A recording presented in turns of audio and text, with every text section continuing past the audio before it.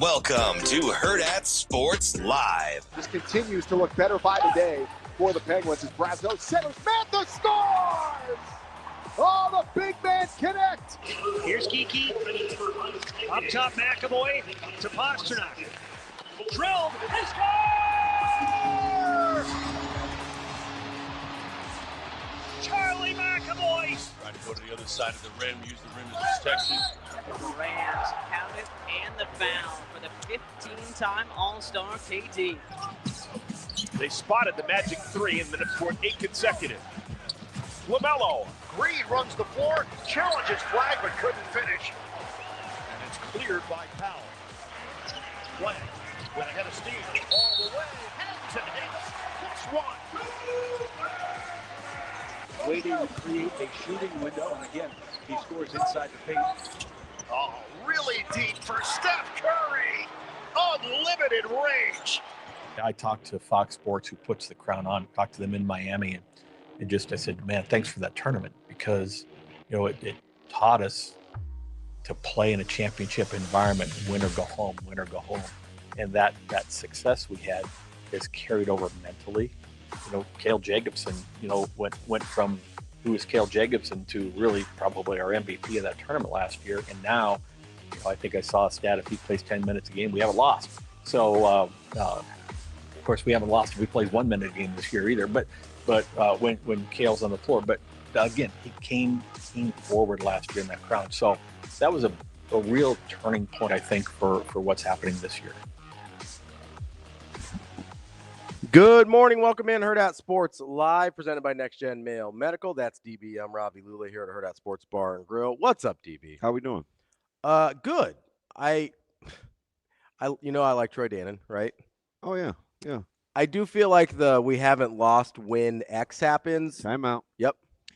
Appreciate the audio, courtesy of the Husker Radio Network. Oh yes, of course. We'll talk to Jessica COODY today. Kyle Crooks with the sit down with Troy Dannen. Appreciate the Husker Radio Network as always. Carry on, my wayward son. The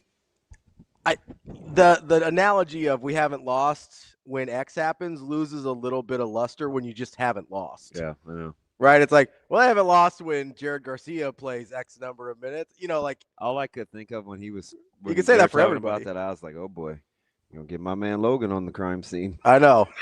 That's fine. I understand. Logan is an absolute terror. Oh, he's a menace. I mean, he stays on it too. Just relentless. Yeah. Right. The deep finds, the deep dives. I can't tell if it's a bit.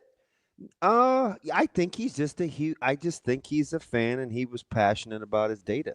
He was way ahead of the curve. Ahead of the curve. Absolutely. Like, I mean, the pools he was trying to establish, and you have to start somewhere with data. Yeah. Right? Like, and I was splitting hairs. I was giving him a hard time. And it was just like, some of those were classic. Well, 18 minutes compared to 20, like. Yeah, I was like, okay, so you tell me if he plays 19, they lose. He plays 21, they win. It was like, come on. It's 18, the arbitrary number, and then he would go back with like, well, no, it's just I needed a consistent data. Like he was super honest about how he was trying, which is fair, to compile the data of the importance of Hoiberg. I can appreciate that because you got to start. You got to you just got to start somewhere, right? You got to pick a number. Dude, he's a year and a half ahead. He's a year ahead of schedule. And I still, honestly, I am still a little stunned how well it scaled. Yeah, he was way ahead. I'm still trying to get him to call in. He says he wouldn't be very good. So not everybody's good on the phone. We have groomed some pretty average, mediocre talkers. Yes. Maybe he's how old is Logan? He has yet to say. Okay, because if he's young, but he coaches kids. Okay, because if he's like younger than me, because he's talked about, hey, I tell my son. I think you're right. Yeah. But if he's younger than me, which that very well could be, a lot of texters in that generation. Mid-30s, right? He doesn't strike me as a guy that's, I would say, wheelhouse. I will put Logan at 38. Oh, so you think he's like exact same age? Yeah, about. Yeah. I was going to guess a little younger, like maybe Rico's age. Yeah, but, weirdly, I actually think Rico's younger than he really is. He's very exuberant, which I think gives him a younger, like makes me think he skews younger. Yeah. I forget he's only a few years younger than me. Yeah, he's significantly older than I. Where I feel like than I my give him credit for. personality, even though I'm childish, like I've kind of got like a curmudgeonly old man personality. Yeah, you got that right. I forget that you're older than me all the time. Me? Yeah. Oh, yeah. Well, I mean, I can be a child. And plus, you know what? Like, with me, it's whatever role I need to be. Yeah, you're very adaptable. If I need to be older and mature, I'll be older and mature. If I have to go along to get along, I'll do that. If you need to deal with a child every day. Fudge, I got two. I thought of you this morning. I was outside. I was like, oh, no, what'd Micah do? Nah, he's chill. Okay. He's like, did you really call me a pup? Did you see? You didn't. Sorry, you didn't. He hit Hurrdat Sports up on Twitter. That's how he is. He goes, a pup, really? At Hurrdat Sports. Hey. So this is the duality of my job. Yeah. Right? Yeah. Because I'm always going to be a father. Absolutely. Yeah. Right? And I'm currently his coordinator. Yeah. Father first, coach. So listen. Yeah. So I picked this dude up from school. He's got open mod. Mm-hmm. He's got to get his phone fixed. Oh, yeah. Or we got to pick up the loaner. It was shipped in. He gets in the car and he goes, I'm going to do him perfectly. He goes, gets in, he sits down, he goes, hi, Father. I go, hey, man, what's up? Yeah, I chest pat him. You know, he doesn't like to really be touched. I chest pat him. He sits in the seat, he buckles up. What's that? He's quiet for like 60 seconds. I mean, I can feel the ice. Yeah, he's just like processing. This dude he did the slow head turn. He goes, so do you think I want to hear from my friends that you called me a pup, or like, what are we doing? I said, oh. We're starting like that today, huh? Yeah, he always chooses violence. I said, listen, let me tell you something. What you don't understand is that it's complicated, Breeze. What I'm going to tell you is we'll lay in the cut. Mm-hmm. We'll assume the defensive posture. We'll go play ball. Show up. Yep. Like that. Got to play defense before you can parry. And all of a sudden he lit up. Yeah. He's like, oh, I got you. You know. I think he. But believe me. You need the context to know it wasn't like derogatory. When people relay he's like, I'm in math class. Yeah. I have my AirPods in. I'm clearly trying to do homework. Like, why don't these guys know that that's not what I want to hear? And I always forget that's the complicated part of what I do. Yeah. You know what I mean? Yeah. Because I had a chance to get way out in front with Caleb. Mm-hmm. But you know, Micah's much more rigid. Yeah. So he's less not as apt to give grace. Yeah, Caleb seems very like he'll let some things roll off his back. Yeah. Like he might keep some receipts, but like he'll see how it plays out first. Oh yeah. I mean, if there was ever a day to be in a funny style mood, it would have been yesterday. Yeah. It started off. I went back, talked to my boy Abdul. I almost wasn't gonna get it. Yeah. I was like, oh boy, he's gonna lay into me. Like, man, you better man than me. I was like, we're good. We're all good. I think I like Abdul. You would. I think I like Abdul. Yeah, you rock with that guy. 27, right? Yeah. He and I we were going to come up with a list. You know, because of course we get to talking about players in the Metro and national recruiting and, you know, his recruiting and stuff like that. And Mike is going to play 7-on-7 for him. We were just talking about, you know, talking about players. Right. And I think for me, clearly the best player that we played against was Darian Jones. Like the best overall football player. Yeah, I would agree. And he gave you some trouble too. The most jaw-dropping was Jet Tamala. Sure, yeah. Right, where you're like, it's pretty good. And also, So, go ahead. I was just going to say, like, I got to give Jet a ton of credit too. Because, like, he got a lot better from junior to senior year. No, how about sophomore? Yeah, for sure from sophomore. So, you know, and I'm not here to No, I like Jet though. I mean, you know, like his development was really impressive. Yeah. Because a lot of, especially, it seems like a lot of guys that like you get some shine and you kind of like get the offer you want. Yeah. And they stop getting better.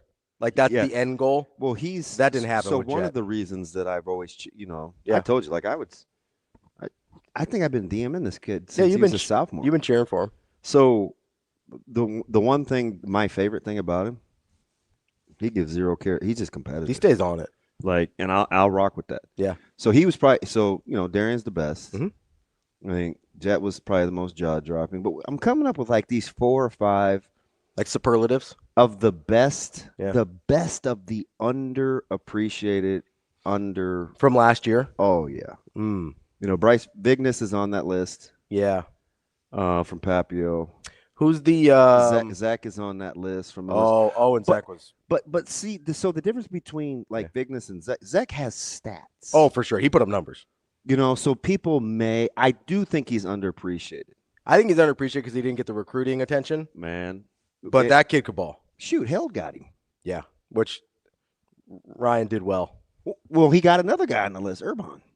Yeah. So Tegan Urban, like, yeah. Hell did really well. So it's Vignes, it's there's Urban, there's Zach, there's who's the linebacker from North? Oh, Max Clark. Max Clark. So I loved Max as a junior. I can't say that I felt like Max was like that this year. Fair. And I don't know enough. So fair. I could be wrong. BJ Newsom. Oh, from Central.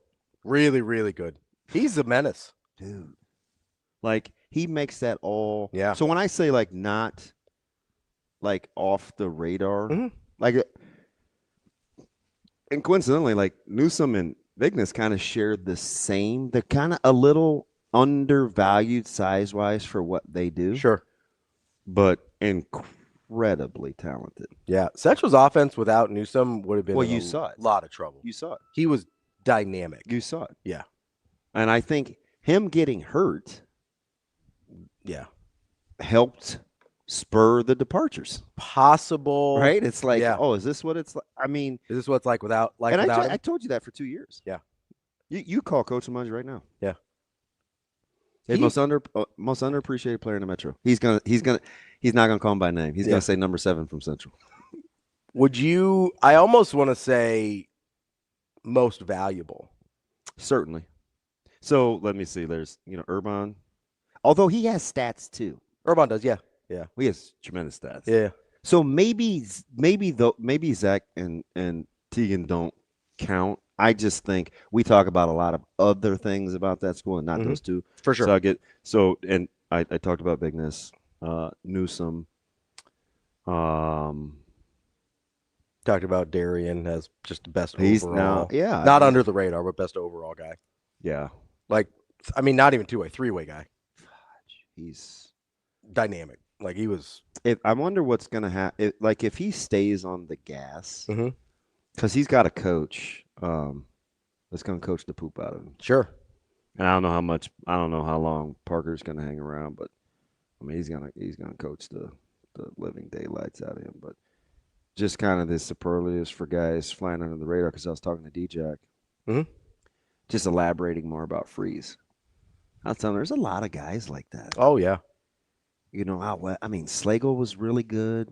Like, there's just, and I'll be curious to see, because I thought this was a talented year, obviously, for super good group for high end. But there's this flying under the radar pack that I think in a couple of years you're gonna be like, huh.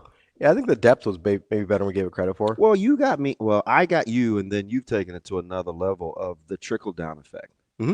Right? You listen to Stroh say they're getting guys that they'd never thought about getting. That's part of the reason I want to talk to D-Jack earlier in the week. Yeah. And I still need to talk to him. We need to talk to him again next week because there was stuff I didn't get to. No, and he knows. Yeah. He knows. He's like, I always worry after I interview him because he's a philosopher. That's why I like talking to him. As am I. Yeah, that's why I like talking to him. So I think sometimes people just want I want the why. They just want the balls and the muscle, but I'm just like, there's way more than that. Yeah. And so he and I have always so he allows us to ask him things. He's like, oh man, he gives good answers. Yeah. And he's like, man, he's like, we go there. And I was like, some of that stuff is super important. That's the stuff that I care about Well, for sports. And I right? mean, you know, I was watching this piece on, and I don't I mean, you just got to give him his due. So Cignetti, right? Oh, yeah. Do you know how long he was at Alabama? He was hired pretty early with Saban. Do you want the year? 10? 7. 7. Okay. So even earlier than I thought. He was there for like 10 years, right? 3. Do you know what he did? He wasn't on. Go pull up his. Honestly, I don't remember him being on field at first, right? So no, he coached wide receivers. Oh, wow. So he was one of those guys that I think Nick could have elevated. Coach Saban could have elevated. Sure. And he didn't. So he leaves. Oh, I was thinking of the recruiting coordinator role. That's the one I was thinking of. So that's my thing. Yeah. That's what I was going to get to. Yeah. That's why I thought he wasn't on He field. was his recruiting coordinator. Yeah, so that's the Look at the year. 7 to 10. Okay. Were they getting good players? Yeah. Do you think Cignetti knows talent eval? Yeah. So he doesn't get elevated. And he's older. Sure. I mean, because by 07 he's 46. So, yeah, right. Which for a position coach is on the older end. He's like, look, man, I don't want to be a position coach my whole life. Yeah. Look and see where he left to go. He went to IUP. That's the D2 spot. IUP. Yeah. So he went from the recruiting coordinator and wide receivers coach at Alabama, bringing in dude after dude. And by his own account, making very good money. Like, he may not have elevated him in title, but he was paying him. Yeah. Like, I think he said he was making $400,000. Yeah. And in 07 to 10, that's an ungodly number for a position coach at the time. Yeah, wide receiver. Oh, for sure. Right? So, like, Saban understood the value. He just wasn't moving him. So my dude went to IUP. Yeah, I think he said he took like a $350,000 pay cut. And blew the frick up. Yeah. It was still a slow burn, though. 100%. Because you know how long he was at IUP? This is the funny part. This is the funny part. I know this backstory like the back of my hand. He was there for way longer than people think. Because Elon was quick. James Madison was a little longer still. Well, I told you, he didn't go to Elon until 17. 18. Or 17. 18. 17. Yeah. Oh, yeah. Look. That's the funny part, though, is like it's not like because he went 12-2 his second year at IUP. Mm-hmm. It's not like he got poached right away. He goes, I just did not want to be I didn't want to be a lifelong position coach, which made me think of like Dan Jackson. I've listened to, North Dakota State staff was part of the coaching clinic at Nebraska last year. So I listened to those guys and obviously just talking to guys around the country, Clark Lee or, Fick or Kirk. It's just, there's similarities. And I think as fans and in media, we undersell them all. The similarities between those types of guys? Yes. Just the perseverance to see something through. And to be patient. Yeah. Well, so there's something about his coaching resume. Who's his? Cignetti. Okay. That reminds me a lot of the way he puts his football teams together. Because you don't make a move like going from Alabama, where you're making almost $500,000 to be the wide receiver coach and recruiting coordinator. Mm-hmm. And I'll bet you, had he gone to Saban and be like, I need more money, he'd have got more money. I don't know, man. Like, Saban had rehabbed a lot of guys by then. He may not have gotten a new position, but I bet he would have got more money to stay at that spot. Yeah, I hear you. If he wanted to. Yeah. But here's the thing. You don't make that move to go from that job, making that money under that head coach, to going to a Division II school and being the head coach there, unless you know what you want it to look like in the end. Mm-hmm. And that's the same reason he's good at talent evaluation. The identity of him knowing what he wants it to look like in the end is the same thing that helped him in his career, and it's the same thing that helps him go know which guys to take from James Madison to Indiana and go be able to look at Fernando Mendoza and be like, okay, he's not there yet, but I can get him there. Yeah. Right? I can get him to where I need him to be. Because all the stories are funny now, right? Mm-hmm. Where there were like the 15 things that he wanted to change about Mendoza. Yeah, it's like he goes on for 30 consecutive seconds of, well, he didn't process fast enough and didn't get the ball out quick enough. I need him to move a little bit better. And like, he just kept going. Yeah. And I was like, do you even like this guy? Yeah. But he had an exact idea of what he wanted it to look like. And that's the only reason you could take a career path like this. And it's why I'm always fascinated by whether guys, because what do I always talk about? Staying the course, having some results, Conviction, doubling down, conviction.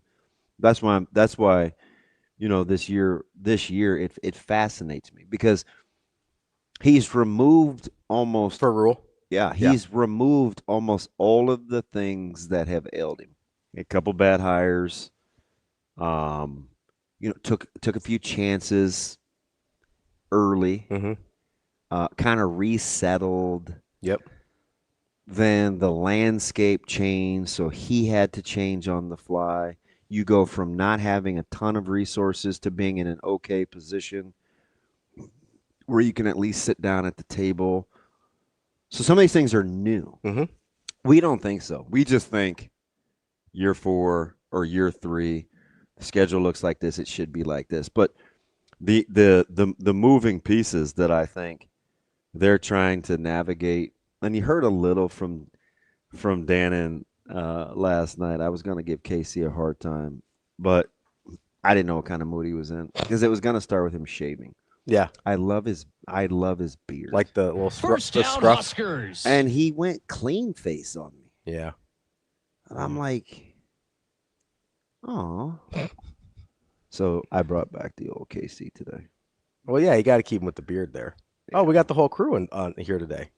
Well, not the whole crew, but a couple of them. I thought I was gonna have to punch Shane in the face yesterday. In the broadcast booth, Kyle Crook's on the call with Damon Bennett. He laughs at his own stuff. You're stupid.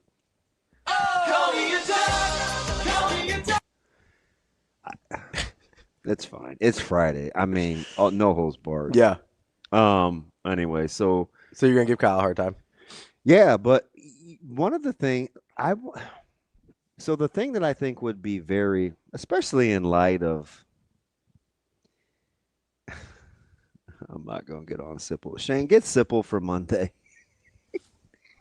This dude is talking. You need to have a little conversation with Sip? No, I'm not. I feel like a penguin. I'm not going to say anything until we talk. Okay. Because, I mean, whatever, right? Now we get these reports about NIL and paying and cars and, Rhule being in the pockets of schools. And it's just like, God, you guys. It's fine. Just let it play out. But yeah, see if you can get SIP for Monday. Well, I'm gonna do that thing where we're in the court of law and I'm TK, but I'm supposed to be. No, it wouldn't be TK. It'd be the other side. It'd be the public defender. I'd be like, yeah, permission to treat him as a hostile witness. Don't mealy mouth me. I'm be like, really, bro? Let's gotta get after it. I drove there shirtless. He's tough. He can handle it. Oh, and he said something to me in Vegas that I think I'll forever be kindred spirits. Yeah. And it's weird too, because there's one thing that really chafes my hide is when people compare me and him as spokespeople for the university, and we couldn't be more different. Yeah. Just we couldn't be more different. But it's why it works. Yeah. It's definitely why it works. And he lost all his chickens, so I want to ask him about that. Oh man. He's out. No more chickens? Dunzo. Not in the chicken business anymore. Man, that dirt looks amazing. Yeah. Oh, did you see they're trying to pass an ordinance right down the street from me? You can have up to 4 hens, or 4 chickens, but no roosters. Yeah, you can't. Generally speaking, you can't have roosters in city limits. That's I can't believe it was like going to the city council. Listen, a lot of people want some chickens in their backyard, I guess. I was talking to. Well, I said, where's Wyatt at? My man over at Rotella's, and he's just like. Anyway, it's just funny. We're previewing Iowa, which we will. That's the segue, JD. We're going to preview Nebraska, Iowa. I'm sure Commander Cody will break us off a call. We got Jess at 9:30. We got Sautter. I woke Sautter up at 9, or I woke Sautter up at 6:30 this morning. Once you get going, it's hard to remember now. And I'm 2 hours in. Yeah. Right. So it's like, I think everybody's like me. Yeah. And this dude was like, "Hello." I was like, "Oh shoot, man, my bad." Yeah. Good night. Go back to bed. He didn't say no. What do you need? He's like, "All right, bye." Yeah. He's like, all right, bye. I was like, damn it. Just don't. And it's like, I just bro. won't call anybody. Yeah. And I enjoy my peace in the car. I'm not a need to be on the phone guy. I want to be listening to music. Sautter is on the. I need to be on. He loves being on the phone when he's I don't driving. understand that. It's like people's offices sometimes. Yeah. Yeah. But I mean, if you're on the road that much, which you are a lot, I don't know why. I would imagine you'd be more of a phone in the car guy. So talking to you yesterday, how about me just nailing the time? Hey, appreciate your 34 minutes and 53 seconds. Oh, I thought you looked. I was guessing. Oh, I okay. knew about what it Yeah, was because I knew when I pulled into the car wash. Sure, yeah. Because I was just sitting there. Yeah. And I was like, ooh, I feel like this is kind of a crossroads. Mm-hmm. So do you know my gamification, what I did? Like Bone Thugs and Harmony? Yeah. Yeah. So do you know what I did? What? I gave myself the competitive analogy of starting fresh, like washing my car. Okay. So I broke off the call. Isn't that weird how my mind works? Yeah. You gotta talk yourself into it sometimes. I get it. Oh, fuck. I get it, you know? I'm blaming Abdul. He sent me over the edge. Come on, Abdul. No, that's my guy. Nah, I know. So You want to talk to Kyle, or you were going to talk to Kyle? Yeah, because one thing I want to know about there still has to be a meeting of the minds between Stu or Pat, TD, Coach Rhule, all the coaching salaries and stuff were released. Yeah, I think they may have one or two more. Yeah, I don't think Brown or Taylor of, are done yet. Rounds of hires. Yeah. And what that landscape looks like. But it's kind of nitty-gritty. Mm-hmm. So I don't know, like, the proper way to kind of ask those questions. But it is evolving. Yeah. Right? Because this Coach Rhule tinkers with his staff, support staff, admin staff. Sometimes it's people that we don't even know. Yeah. Like those finances change. Who's on the hook for what? Mm-hmm. I don't want this guy. What are the optics of that? Like, there's a lot of that stuff that I think is still kind of being sifted through that they would like to start year 4. And everybody can be happy now. They released Coach Satterfield's salary, which is the stupidest thing ever, but I get it. It's a public entity. So now that's one less thing we've got to argue about. Yeah, he's making regular tight end coach money again. It's like, you guys, the pound of flesh people are just funny, but it's like, oh man, DP, everything's always going to be okay with you, man. I was like, no, man, I'm just not impractical. Yeah, like I know how this is going to work. Lo and behold, paid like a position coach again. Oh, there, and he's still here. I thought of you this morning. Do you want to know why? Yeah. So I'm out taking the dogs out. Okay. And like I said, I'm a little bitter that I'm not getting as much help as I want. Okay. So I got all 3. And I'm like, not doing this. Just rocked with Bella. Mm-hmm. Still learning, 16 weeks. This little girl is a closet pooper. What do you mean? Wow, she like poops in secret. Oh, she like hides? Yeah. So it's pitch black outside. She like finds a corner somewhere you can't see her. Your boy has to take a flashlight out there. I'm like, if my neighbors are even remotely up, they're going to be like, I think we're getting ready to be robbed. Psst. Patty, somebody's out there with a flashlight. Nah, that's just Damon. He's just saying if his dog took a duker. She's gone in the window wells. She's gone in the back corner where all the leaves are. I'm surprised she doesn't hide under the deck and do it. That was new. How did you know that? Did I tell you that? Uh-uh.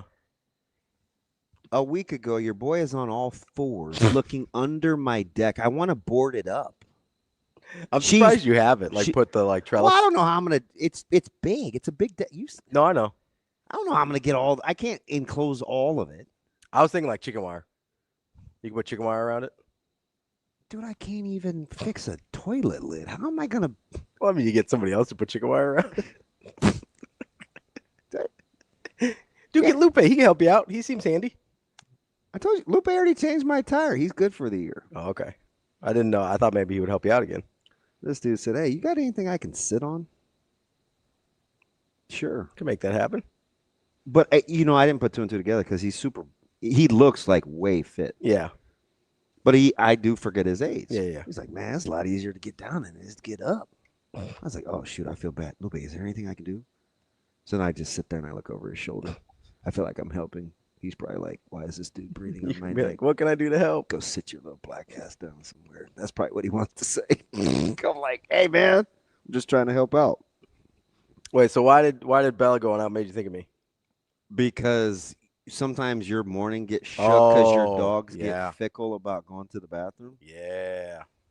This little girl, speed record, peeing and pooping. She's never been cold like this before. Total 4 minutes. And that's me carrying her out. I carry this little girl out. Yeah. There's a spot that I like. I said, good girl. She stayed on it. Man, she hears my alarm. She knows it's time to eat. You talk about Pavlov. Like the cows? Man. With the horn? This little girl to go take her little brown butt. She go sit in the kitchen and just wait. It's like, hey, I heard it. There's no lights on. It's like, hey. I mean, we have like these smell good things that kind of light up. But you're basically walking around in the dark. Yeah. So, I'm already strapped, right? I got my hat out. I got my coat on the chair. There will be no noise. Yeah. Like, I'm like a ninja. Because I don't want to hear Micah's mouth. And this dude fell asleep with the TV on again. Oh, come on, man. I shut that thing off at 4. I can't wait till he gets up. I'm calling him on speakerphone. You can call him, give him a hard time? Why were there such bad games on last night? Lattice. That's the word I was thinking of, Jack. It's the stuff that's like kind of cross. Yeah, like, the wood thing? Yeah. Yeah. He said, said, Jack, do you want to fly in and help me? Jack, I kind of want to hang out, man. Why don't you learn me some things? He said it's pretty easy to work with. Okay, me and Jack. Like, I know. Jack would be like, you're incompetent. Oh, yeah. I had to. If you and Jack are hanging out, I'm coming over. No, we should have him over to the bar. Let's just have him hang out. So do you know how bad? The only reason I wanted to play in Nashville for the bowl game was to is meet so I Jack? could see. Yeah. That's it. Yeah. The heck with and I've been there twice. So it's like I just was there twice in the past 3 years. Now I don't want to go to the good restaurants. I'm closer to Jack. Yeah, I don't care about Dave's hot chicken. I'm trying to get. Dude, that's so overrated. Can we have that discussion? Sure. Hot chicken in general or Dave's? Chicken sandwich. Of course, Kent had one ready. Press it. Oh, it's hot chicken. Hot chicken in general is overrated. I'm not a hot chicken guy. By the way, if these guys hire Shula, I'm gonna be like, man, your guys? Steelers. Yeah. Well, better than McCarthy? See you in Pittsburgh. Can't wait. Way better. All right. I'm just making sure. Hey, Shane, anybody can be beat, right? Anybody can be beat. Amazing Daniel says, Anybody can be beat. One of my dogs used to love bleeping under the deck. I just made my kid go under there and pick it up. Dude, it's so annoying. The grass has like Justin Timberlake frosted tips. I'm on all fours with a. Hey, if a real man like saw my flashlight, I would be shamed to no end. What kind of flashlight we working with? It's here? about as big as my thumb. Oh, it's like one of those little pocket ones, like keychain ones? It's considering Zoe's probably laid in her bed and like done the ceiling thing with it. It's not what I would call a legit flashlight. So it's like I had to go out and buy some for my dogs when they're not coming in. I'm like, did she poop? Did she poop? Why did she poop?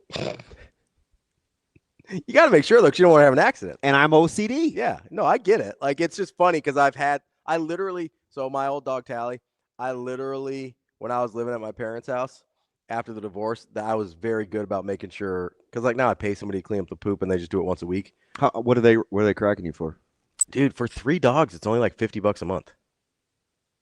What am I? I'm 35, but is it a month? Yeah, it's with tax, it's like 53 and change. I ain't even telling them I got a third dog. Yeah. But I mean, it's like the poop is like the size of my pinky. Yeah, I know. Yours is not. They're not dealing with the same stuff at your house. They're dealing with it at my house. Do you know I fell for the okie doke? Which one? So this last vet visit was $400. Yeah.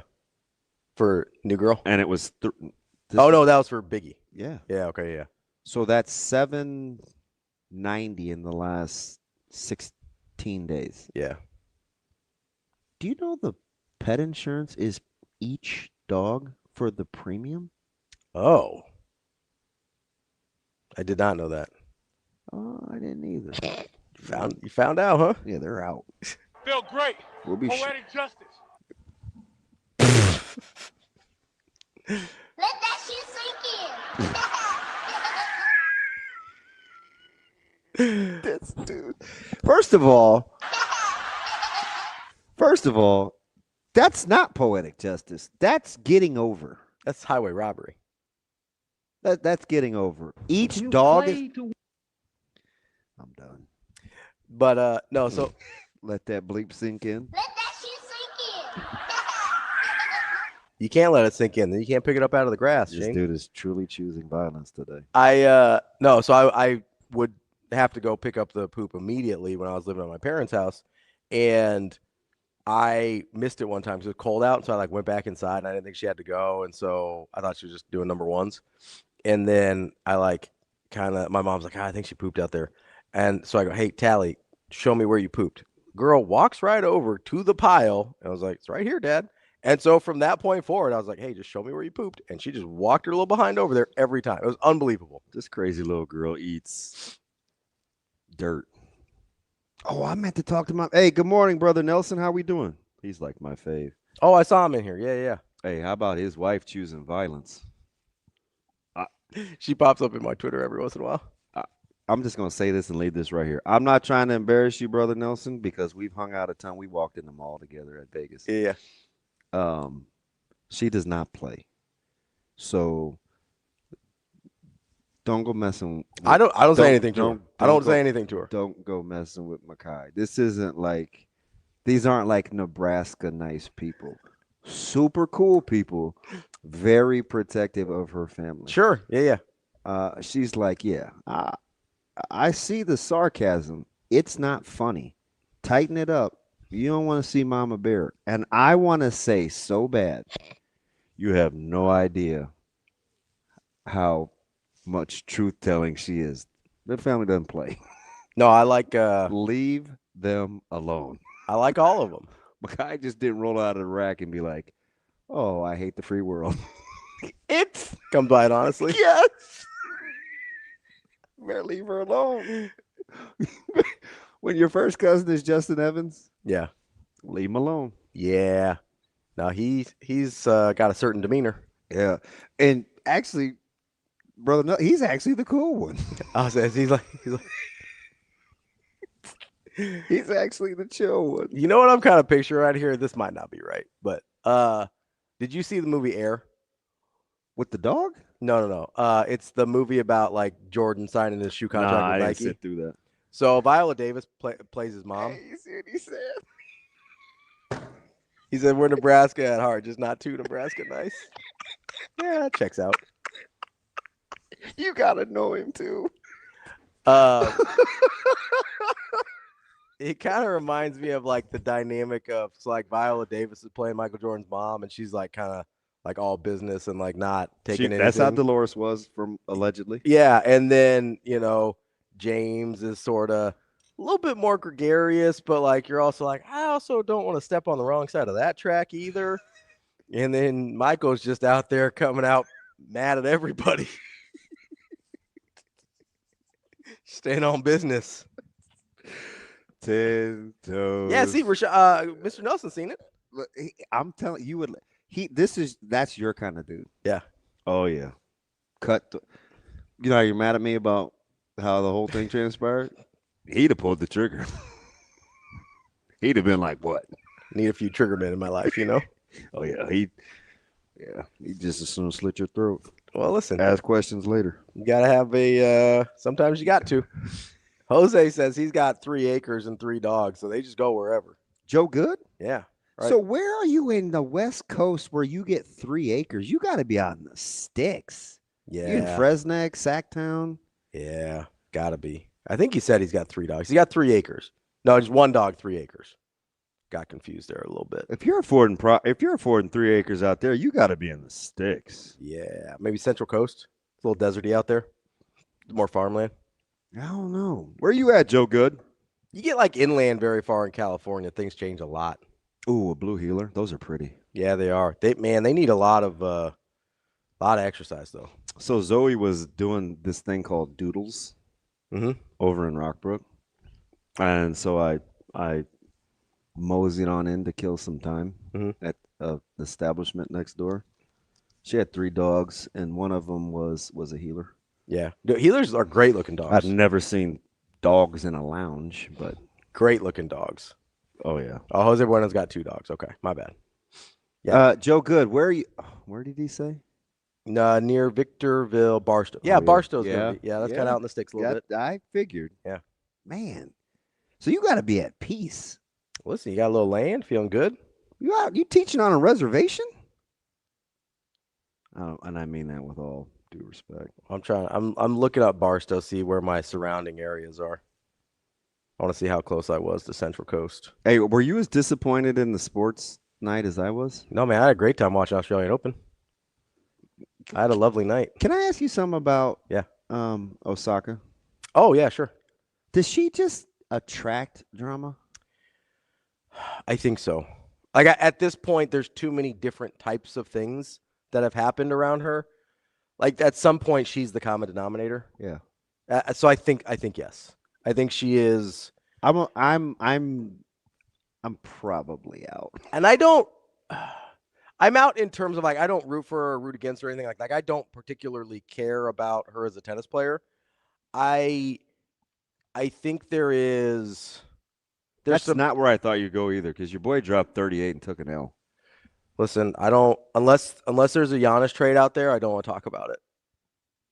Oh, I'm hurt. My feelings are hurt. Friend is traumatized. Listen, that is one of my like softest spots in my heart is for Wardell Stephen Curry. Try cheering for that turd LeBron. What about it? You don't care. Well, you do. It's a very different situation. Is it? Yes. I mean, there's still like upsetness with the front office or the people that are running your franchise. Have you not heard the Genie Bus leak stuff? Oh, yeah. So what are you talking about, front office dysfunction? No, I'm not. It's a very different end result of the front office dysfunction. What? The 4 champions? What's the difference? The difference is you just won in 22. That was an accident. But that was a weird year. And listen, I'll take it because they should have won. Are you the same guy that gets on me for having Ohtani and Kyle Tucker? You just said winning a championship was an accident with a straight face.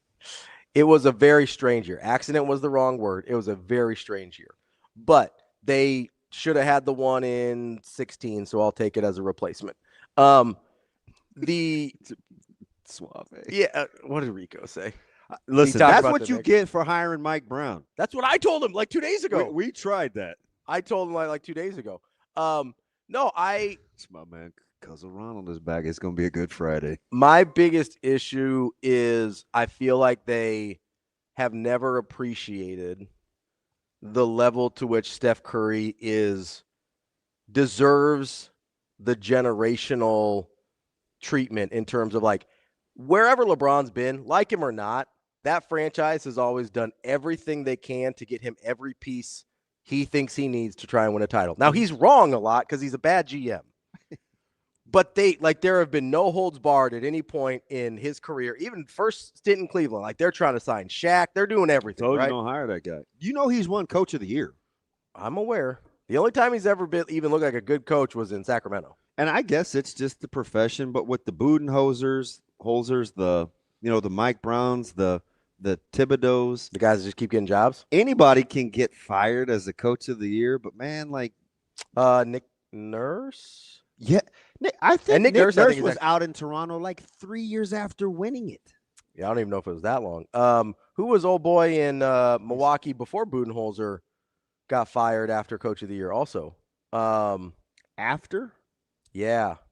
After Budenholzer? No, before Budenholzer. Before they won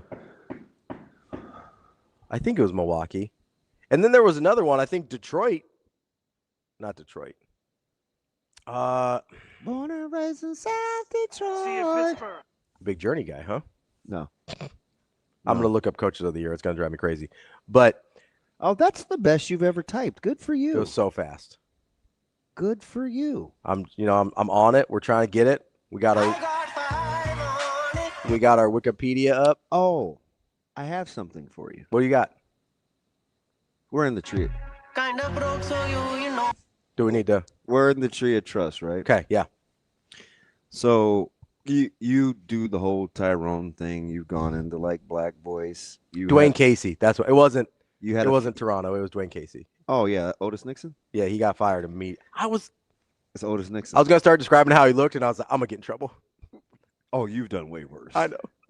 You melted down on MLK Day, just slaughtering me. I found a rap song for you. Did you? Yeah. About what? Shane. Oh no. You got this? Keep on in.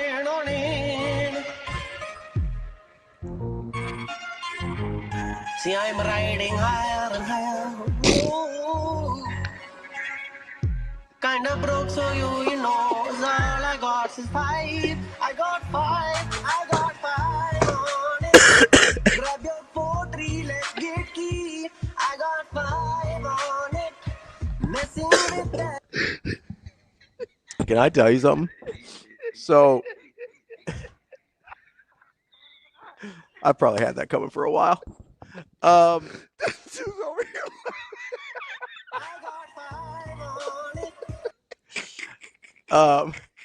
Could at least help my guy out with some auto tune or something. So I gotta tell you, so I like 2000. I just have a good Friday. Like 2010-ish. I crashed a wedding at a Marriott. It was an Indian wedding. And because I was like, nobody's gonna know the difference if some other Indian guy rolls up here. That's what I think I've told you. That's the one I met Lou Ferrigno at. Hey, so I gotta tell you this story because I'm a double down. Yeah. I think I asked you to explain this to me. Yeah. So we're in Chicago. Okay. Shoe League tournament. We're playing with Adidas. And in our hotel is an Indian wedding. Oh, yeah. Was there a horse there? There were 2. Yeah. There was this elaborate setup. Was there? Did they set some on fire? Boxes. No. Oh, okay, because a there lot was of the a hotels won't let procession. you. Yeah. But in the lobby, Mhm. it was like a free-for-all with ice cream snacks. Oh, yeah. Like, so the ice cream. Like, what's with the? I'm like, I never told you about this. No, this is new information. That's why getting the horse part right is funny because nailed it. A lot of Dude, the vehicles though. Oh yeah. I'm like, who's paying for this? Same people paying for those vehicles. It's funny though, because it's funny you bring up Indian weddings because there's 2 things here. I'll explain the Indian weddings and then I'll go back to the Indian rap songs. Shane, is that if it's not loonies, then who are those guys?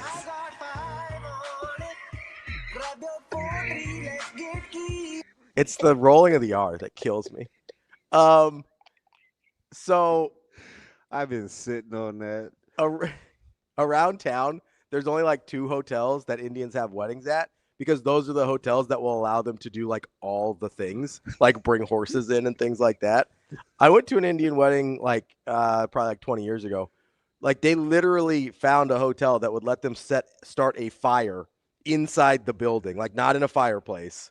And they're like, yeah, you guys have to pay for the fire department to be on site, but if you're willing to do that, sure, start a fire in our ballroom. Man. So there's like elaborate stuff. The ice cream specific thing isn't, but like it is. They go all out. Like the there treats. Is no. And there were like 227 kids. Oh yeah, the kids are running around everywhere. You do like babysitting or no? You ever been to an Indian restaurant too late at night? Oh yeah, those kids are just doing so homework. When do you sleep? Well, I mean, I don't mean I sleep. I sleep like the white half of my family. I didn't mean it. My dad really doesn't sleep that much though. He really doesn't. You don't say. You gonna say shocker? No. Yeah, like he really doesn't sleep that much. He's, But yeah, you ever been to like an Indian restaurant at 10 o'clock and you're like, why are there small children still up doing homework? And it's like, well, parents aren't done yet, so they just sit in the corner and do their homework. Oh, man. But no, the only reason that didn't catch me more off guard, because at this Indian wedding I crashed in like 2010, this is. Why would you crash a wedding? Okay, well, my at the time ex-girlfriend but future ex-wife was working as a banquet server at that wedding. Do you got a thing with people in the food industry? No, she didn't end up in the food industry. That was just like a college job. Okay. And so she. It's a quinky dink. Yeah, I mean, you know, I probably wasn't going to marry another teacher. Let's put it that way. Learn some lessons. But so like they had this was an elaborate, like they had the whole thing. It was actually right up the street here at this one on the end. Yeah. That's one of the places that lets them do whatever they want. I've pulled out. Yeah. Had like the procession. Not when I should have. But I've been going out and it was like, what are these people doing? Oh yeah. This is going to take me 30 minutes. Yeah, because they bring all their stuff. And so that's one of the places that lets them do it. Oh yeah. And so she like texted me. She's like, hey, there's an Indian wedding here. You could probably sneak in and nobody would notice. So I do the whole thing. I put the suit on. Look at Austin. I go in. Oh no. What's Austin got? He doesn't miss a thing. Yeah. I rolled right past that. You see that? I was trying to be kind today. Thank you. And so I go. This is the first like adult Indian one I've ever been to. And so I go in. They apparently love Patron. Big Patron guys over there. Wait, who's they? Indian people. I asked you what your drink of preference was, and not mine personally. Like Indian, like Patron was a very big deal to them. It's so over. They've been sold a bill of goods. So I think that's, if I had to make a generalization about some Indian people, I don't want to overgeneralize here. I'm talking about my own. You were gonna say coconut milk. I got 5 on it.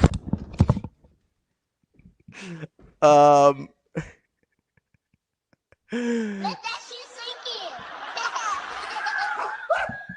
in.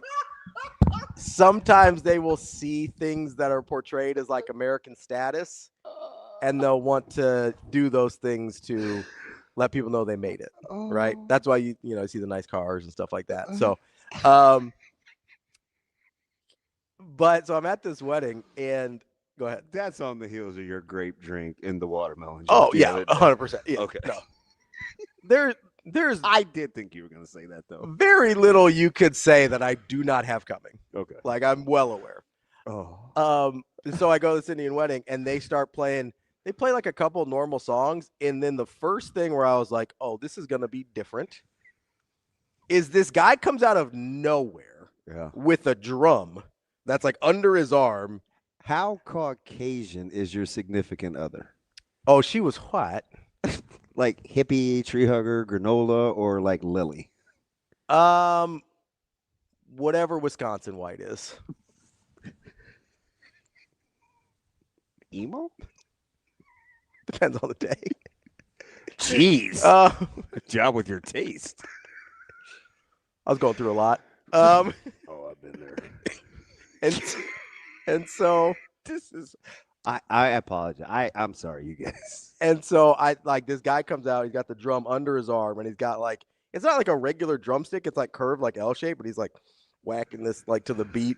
And it sounds like they're playing Party in the USA by Miley Cyrus. And I was like, oh, it's a weird twist to have the live drum here, but whatever.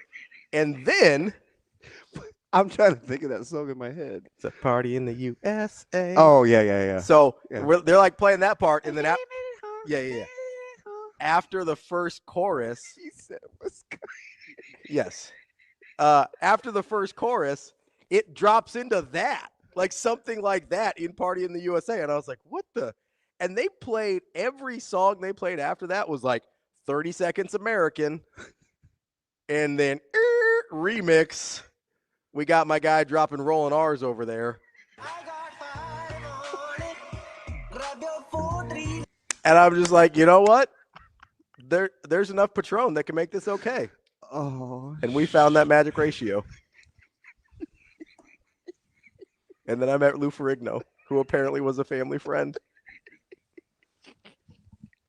I don't think he liked me very much. Oh. I was probably too many Patrons deep by the time He said we try to emulate. Yeah, like status symbols. Patron ain't it. No, but it was very think 2010. It was very popular in rap songs. It seemed like a who made T.I. made that a thing, right? You can have whatever you like. Patron. Yeah, Patron on ice. Yeah, you can pop bottles all night, and baby, you can. Yeah, so I think it was a Patron is like a step above Smirnoff of the equivalent. Yeah, no, I get it. It's not like Barton's. Yeah, it's not a well really, but it's a mid shelf for sure. I so apologize for this. But it got popular, and so people Didn't it start with Steph Curry and LeBron? I'm still hurt about Steph Curry. It's negligence by a front office. But he had 38. I thought you just cheer for Steph. You're not a team guy. You're a player guy. Here's the problem, though. Here's the problem. Oh boy. Is I firmly believe that Steph is no worse than the 4th basketball player of all time. Yeah. A couple more titles helps my argument pretty aggressively. Can I rewind? Yeah, go ahead. Because my mind is pinging everywhere. What can you you're like the masked singer without a mask. Okay. Can you redo Party in the USA with the Indian version? It's a party in the USA. No, I don't know. That's all I got. That's all I got.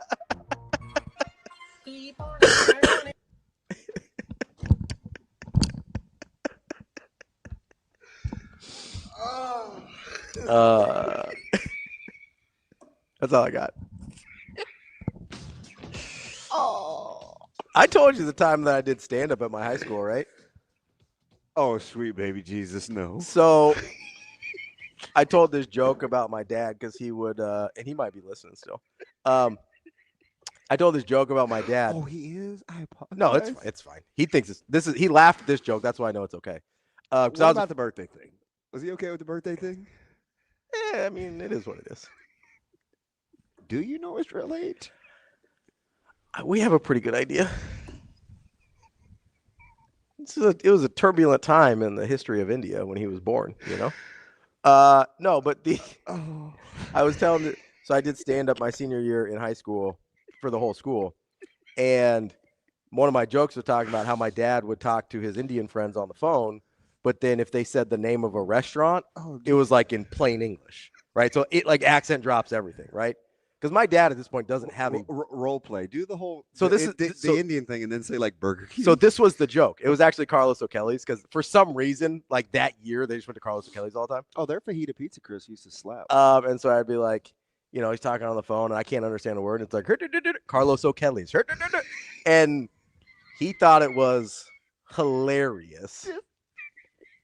And are you crazy? And so I signed off. My exit joke, my walk-off joke was, guys, thank you everybody so much. Thank you everybody, and to my dad, thank you. That was it. I'm Indian. It's fine. It's racist if white people do it, but that's it. You good? You started this. Of course I did. Well, But so that's how I know he's cool, because I was a little afraid. I didn't tell him that joke was in there. And so I was a little afraid, and he thought it was really funny. So I was like, all right, you know what? Let's ride. Oh, God.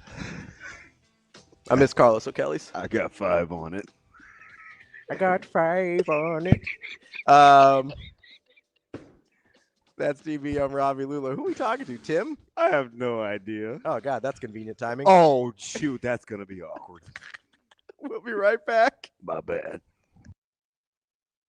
Yeah, like you said, Xavier hit a lot of tough shots tonight. Shots that they might not usually hit, but at the end of the day, we got to respond to all of those buckets. Obviously, we don't like trading baskets. We got to try to get stops at the end of the day, but being able to string some scores together just to keep it close and be put in a position to do what Austin did is just as important. If they're going to be scoring the ball like that, we have to score the ball as well. So I think this team's just been dealing with a lot of adversity the whole season, whether it's Jackson's injury early on or just any hardships that all of us go throughout the season. So just being really resilient, leaning on each other, leaning on that camaraderie that we built in the summer off the court and early, when we all got here as well. So, like I said, just leaning on each other and knowing that at the end of the day, it's 40 minutes of basketball we got to play. And we got to fight for all 40 no matter what the score is.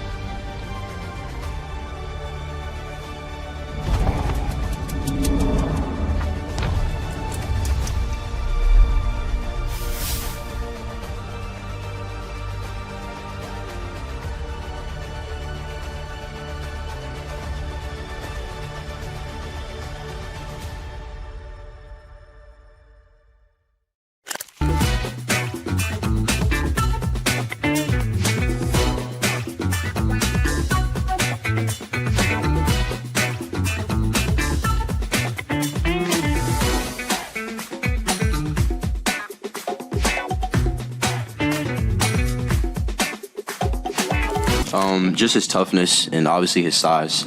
He's very athletic, so obviously when he steps in on the floor, he's big for us. The main thing for him is just being confident, in our rotations defensively. Sometimes he could just, be in his own head.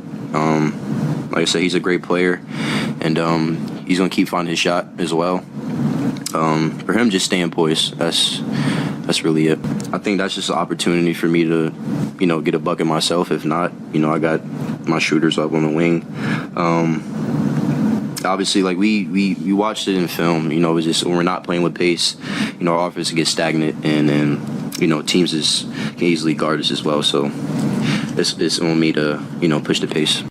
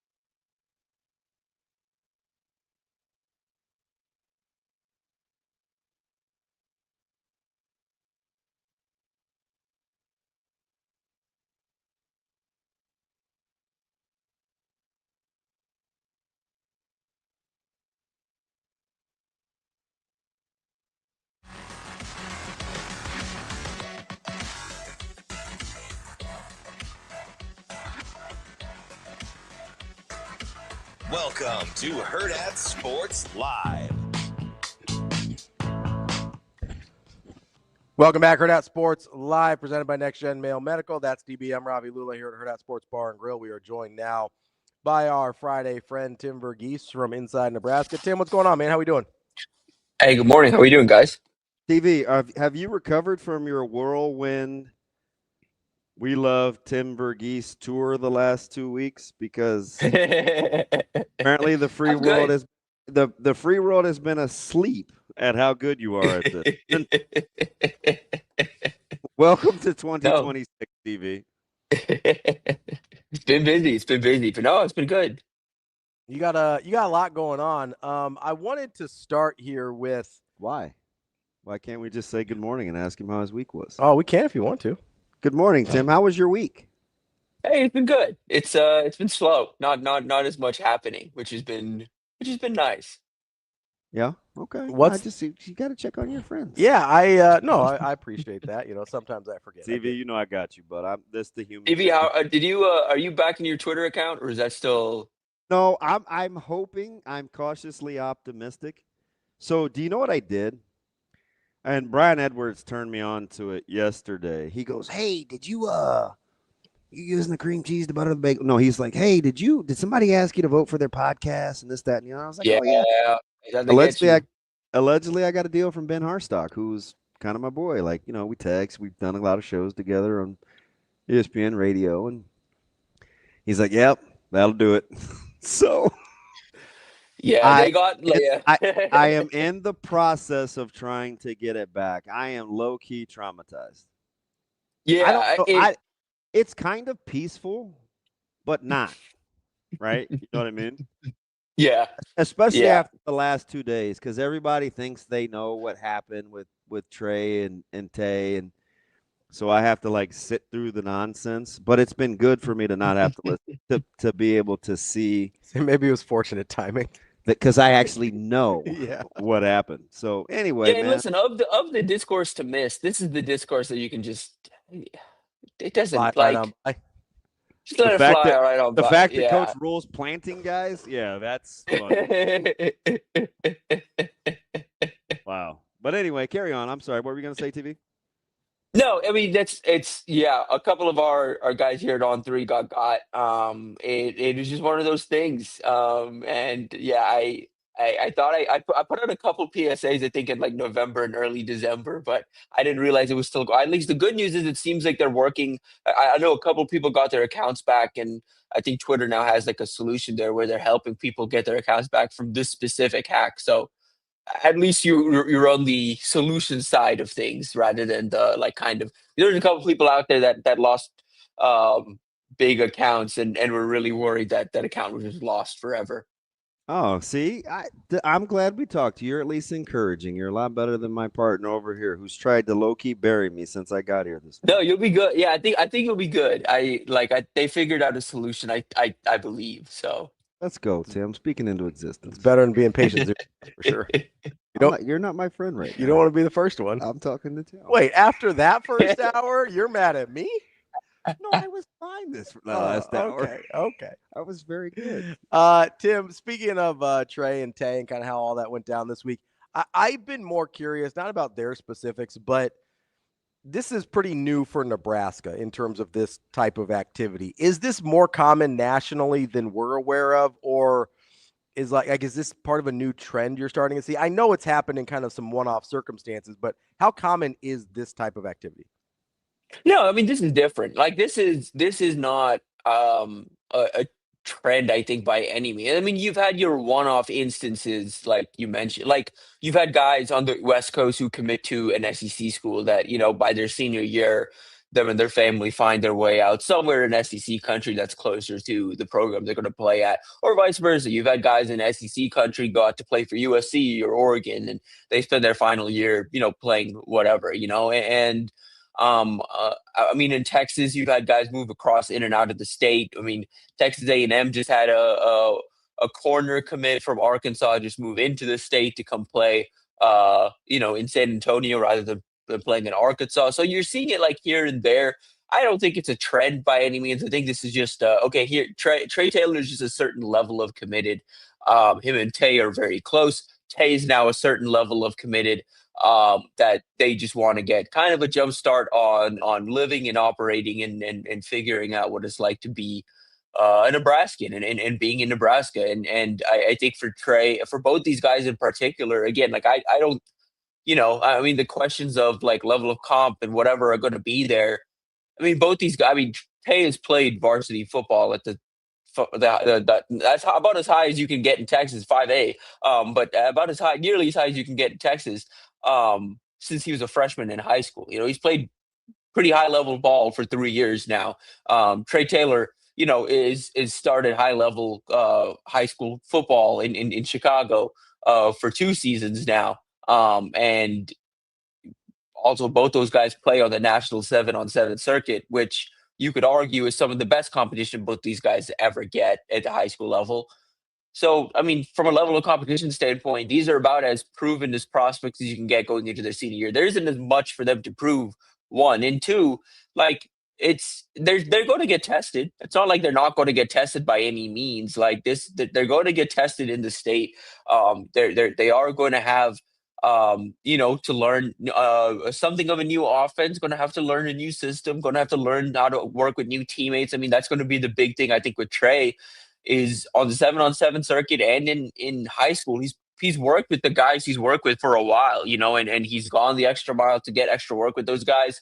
And yeah, once he gets settled down at Millard, he's going to get that work with his guys. But I'm really curious to see how he adapts to the new system, the new teammates around him, and what that pairing looks like. I think for Tay, it's an opportunity. I mean, he's done a lot. He's obviously played up in Texas. There's been questions about top end production, can he really break through and be like a dominant receiver? And he has had to be the best player on his team and kind of the engine of his offense for a while. Now he doesn't have to be that anymore. Has an opportunity to just be like a wide receiver one, a top option from a quarterback that can get him the ball consistently. I think he has a chance to answer some of those questions about his ability to produce and his ability to kind of take the top or kind of be a consistent producer where I think a lot of the questions that he's answered those points are about his skill set. Now it's just kind of can the production match what we think we have here? And I think he has an opportunity to kind of show that here as a senior. All right, so here's the thing. There's a couple, right? Because we may or may not, I may or may not have thought about this for a couple of months. So when you take some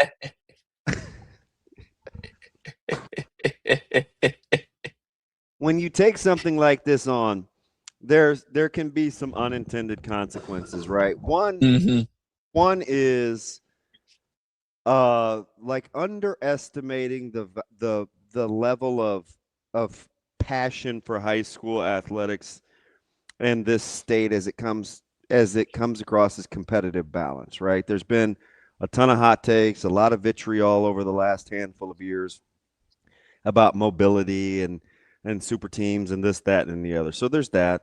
There's also you're opening yourself up to be critiqued and evaluated locally in a way in which some in-state guys actually have to deal with when they get ready to go to the next level.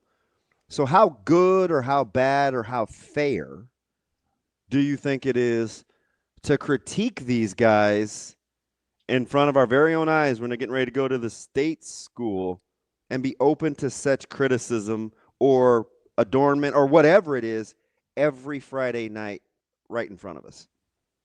Yeah, I mean, it's going to be a test. Like it's going to be a good test and a good taste. I think for Trae in particular, because Trae's gotten seen a lot of the good of the fan base to this point, a whole lot of it, and his dad was used to a lot of the bad. Yeah, and that's what I'm really curious to see what it looks like when it's like, okay, well, yeah, man, like it's Millard South, Millard North. Like, yeah, those guys are going to be rooting for you in 6 months to a year, but right now they hate you. Like you're a rival. And we'll so be able to transition. Wait, say that again. You think we'll be able to transition? I guess you win. Nebraska starts whatever when he's playing. They'll transition. Yeah, they'll transition. And I also think this in general, like, I mean, it's obviously going to be a little different because there is going to be some of this additional vitriol from the fans against them because they moved in. But I think him being as committed as long as he was before this and coming in, and I think generally, at least from the like, it's like a, hey, like this, we're not intending any harm here. Like this is for the best of everybody type thing. And yeah, like obviously, kind of some unintended consequences stepping into a situation. I don't know for sure, how to the gravity and the conversation. Like again, like I mean, again, I understand the general conversation about parity and competition and all of this in the state. And look, I'm absolutely empathetic to it. But I'm also from Texas, where this has existed, and this has all been, we've already hashed this out, like, You're decades ago. Like, desensitized. yeah, I'm somewhat desensitized to it, where it's just like, well, we just need to get past all of this and realize like this is where the sport kind of is now. When if you want to be really a really competitive high school athletics, when it is also kind of a big money operation at this point, and it has been for some time now, in California and Florida and Texas, like, and so I'm a little desensitized to it, and so I am not as maybe as fired up as some others are about this, or I mean even as like I'm not stepping in this at all. Like I'm just it's going to hash itself out. My involvement will not matter whatsoever. I learned that in Texas. Like it doesn't matter. Like my involvement doesn't matter here.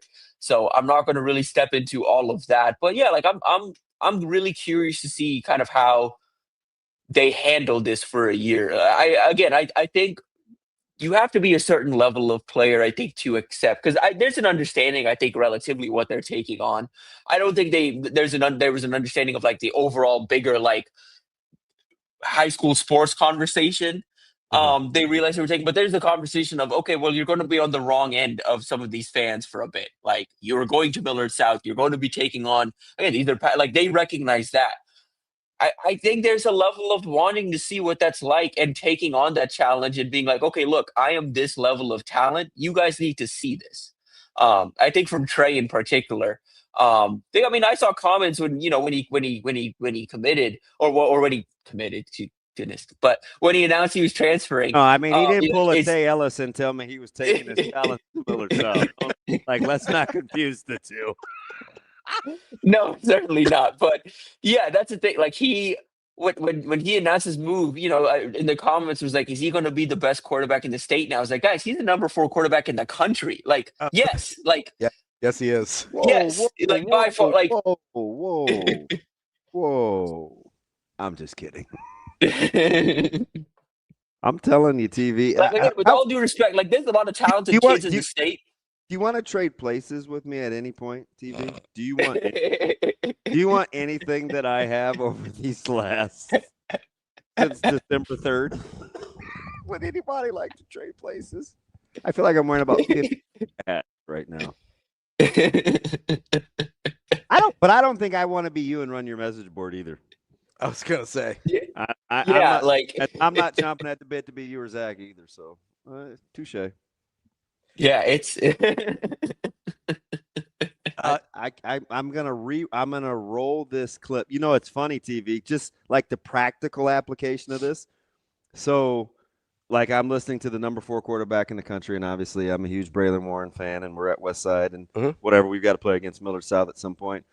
And I slipped up yesterday, kind of playing the bit where I was like, I was talking to Tay, and I was like, hey, I got this pup kiddo, like, take it easy on him. Like, and meanwhile, Micah's like, Dad, you're an idiot. Like, don't joke like that. And I was like, I'm just kidding. You know what I mean? So it's like the duality of the balance real time. Listen at the Hurrdat sports guy. Yeah.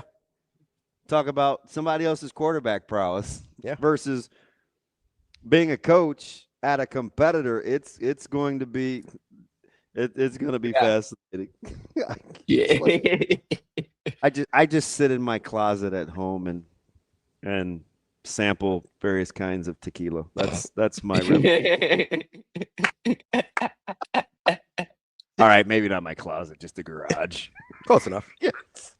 Splitting hairs. Tim, so talk to me about the benefits of, or what the hoped benefits are of this move for Trae and Tay, in terms of, obviously Trae was super active in the recruiting process last year, got here as much as he could, and tried to bring that together as much as he could. You know, Tay's talking to us yesterday about like, hey, you know, we're not just after Ahmad Hudson. We're trying to have the top class in the country in 27.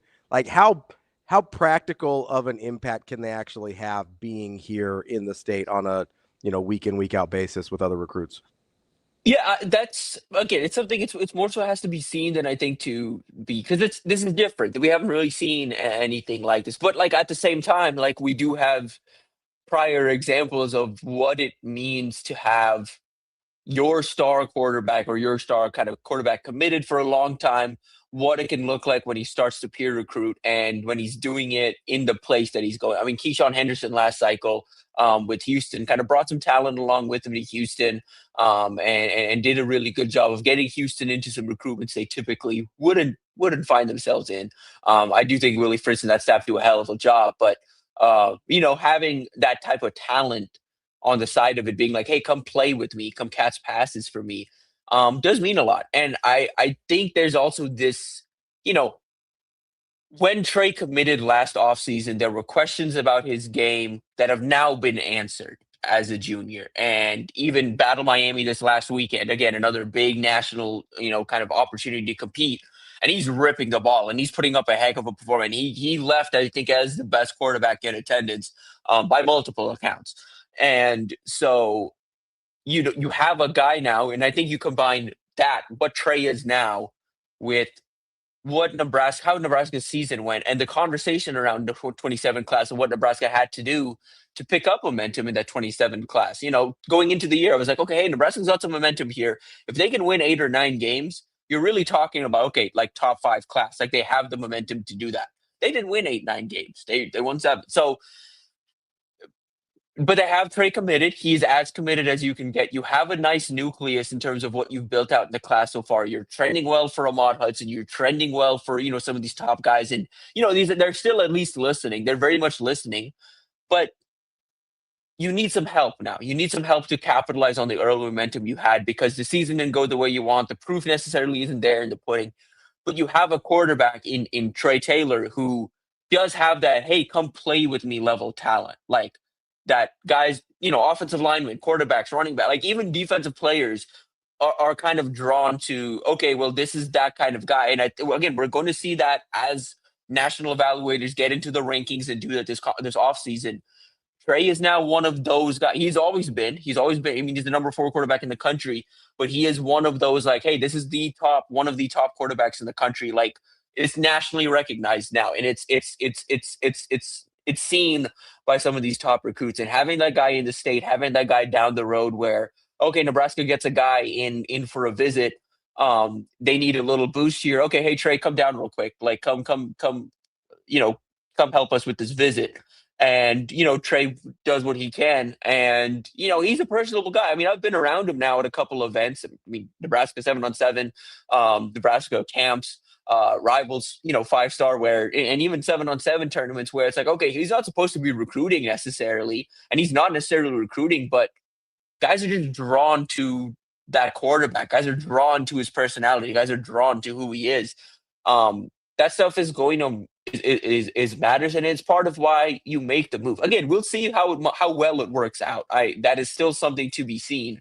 But the thought process here is all of that. He is this level of quarterback now where just by being here, he's going to draw talent to come play with him. So, TV, when you're talking about kind of the timetable, right? Because we'll get in the weeds and the minutia of 2027 and whatever, but the reality is Nebraska's got to start to make it happen this year. In the meantime, while we're having all this hand-wringing and consternation about the future, the fan base is like, shoot, man, like, I don't want to wait that long, like 2027, you know what I mean? Yeah. So the practicality of it is there's some immediacy. How do you think Nebraska buoys or handles knowing the cavalry could potentially be coming, but having to do work in the short term as well? Because I think this is a pivotal year for paying or getting off the pot for Nebraska. Yeah, I think this is an opportunity to I agree on all of that. Like I think this year is because the cavalry isn't coming if you don't take care of business on the field. Like you still have to do that. You still have to kind of show. Like again, there's still question marks this team has to answer. This program has to answer. What does that look like relative to the schedule? That is to be set. I mean that is to be seen. But like you have to prove that you can handle the schedule. You have to prove that you can continue winning. Like again, like I think make a bowl game and win 7-8 plus and do kind of that, you're fine. Like you're in position to maintain your momentum and keep this class together. But I think beyond the actual wins on the field, this is the year you have to show offensively that you have an identity. You kind of have to show that, not just to Trae. Trae kind of knows what this offense wants to be. And I think has a belief that once he's there and working in the offense, like you can shape and continue evolving into that identity. But you have to get there. You have to get there first. And I think they need to do that here in 26. Defensively, I mean, their big question to this point remains the defensive line, like their ability to develop and produce and land defensive linemen out of the high school ranks. And you have, again, an opportunity now this fall to show it. You made some additions, but you're kind of banking on a lot of the returning talent there too to make a step. If they make a step, if you can show that you can develop, if you show that you can, develop the talent in the room, yeah, recruits are going to take notice. You're going to have an opportunity to like, okay, hey, we have a nice quarterback. We have some nice wide receiver running back additions. We have some nice, we're in the mix for some nice offensive linemen. Okay, now we're in the mix for some nice defensive linemen, but you have to show that stuff. And again, defensively, I think show improvement, but like on both sides of the ball, yeah, they have a lot to prove through spring. And here's the thing, I would say it's not even a fall thing necessarily. A lot of these guys, Nebraska's working to make sure they get them on campus, but a lot of these guys want to be on campus in spring here in March, to see Jeep Wade work with the offensive line, to see Corey Brown work with the defensive line, to see Roy Manning with the edge rushers, to see Addison Williams with the DBs. Like the stuff that they haven't necessarily seen on the field, they want to see how it works behind the scenes. And if Nebraska can show behind the scenes at the very least that they're developing, that their guys are taking steps forward, that'll help. TV, it seems like Nebraska's got a smidge of momentum with the product off the field. They've got some feel good. I think the coaching staff likes the direction they're moving. Do you, if you were just dropped in today and we gave you the facts of the back-to-back bowl games, we sprinkled it in with, hey, we still kind of feel like they underachieved in 2025. There's progress. They've revamped some things they think they needed to tweak with the staff. Could I convince you that, or could somebody convince you that they finally have a little bit of consistency in the thought process? Stay with it, or would you say something to the contrary? No, I mean, I think on paper, you have from top down now an offensive identity that matches what you want to be. You have alignment there offensively. I think defensively, you have alignment in that it is something of a new system, and the pieces he's brought in with him are people that understand that system and can work within the system, and the pieces that have chosen to stay around, Addison Williams, Rob Dvorak, are proven, established. Again, I know that's there for Williams. I know Dvorak gets some flack. He's a good coach. Like he's a good coach, and he deserves the position he has. Both those guys are proven in there. I think on paper at least you could convince me that that there's alignment now and they're working. I would say you now have a program that from a image and looks and like how does this team look on paper? They look how Matt Rhule wants this team to look. They look how like Dana Holgerson and Rob Orish want this team to look. Will that translate to wins? I don't know. Like there's still question marks obviously across this roster that need to get answered here in spring and into fall. But yeah, from a pure identity standpoint and alignment standpoint, I think they have an identity and they are aligned. That is our guy, Tim VERGHESE, inside Nebraska. Tim, Appreciate the time as always. We will talk to you next week. Never disappoint, Sorry, man. Thomas. We'll continue to stretch you. Talented. Appreciate you guys. You got it, man. That is Tim VERGHESE from Whose Inside voice was Nebraska. That was Tony Montaigne. I don't know. I'm not trying to make anybody mad. That was Scarface. First, you get to, never mind. I think we've already pushed the envelope. I don't use the mail much Could be. anymore. Could be what, Carlito's Way? Oh, low-key good pull. Good movie. You big Carlito's Way guy? Yeah, I love that movie. Why are you playing the music when you're in control of talking to me? Because We got to get to Jay Foreman. we got to get to Jay. My favorite. Coming up next here on Hurrdat Sports Live. Yeah, and listen, his shot looked great. I thought those other ones were down and, a couple in and outs. It's good to see him out there being aggressive. And, he played 33 minutes. I told you he was okay. And, he's going to continue to be asked a lot. That's why when we can get him rest, it's important. But I thought he played a really, really good overall game tonight. Even though his shots didn't fall probably the way he wanted, I thought he was really good in all the other areas. Price had his third straight 20-point game. I guess just what's his level of confidence? Yeah, he's got a lot of confidence, and we're going to do everything we can to find him. Thought we ran a couple good actions, and our guys made good plays. They set good screens to get him loose. And again, when we get stops and we get out in transition, we got to find where we always have to know where Price is, and our guys have done a good job recognizing that. How do you think you guys handled the X-out closer? Did I get to Steinbach in the short roll there and then they kicked it the corner? Say it again. How do you think you guys handled the X-out kind of closeouts and they hit Steinbach kind of in that short roll? Yeah, listen, that's a tough play to guard, especially when you're a little bit undersized out there on the floor. And they set that little butt screen on top of the floor, and now you switch a big onto Diallo. I thought did a great job of getting into the paint and making plays as well. So for the most part, I thought we did a solid job. But again, they beat us up a little bit.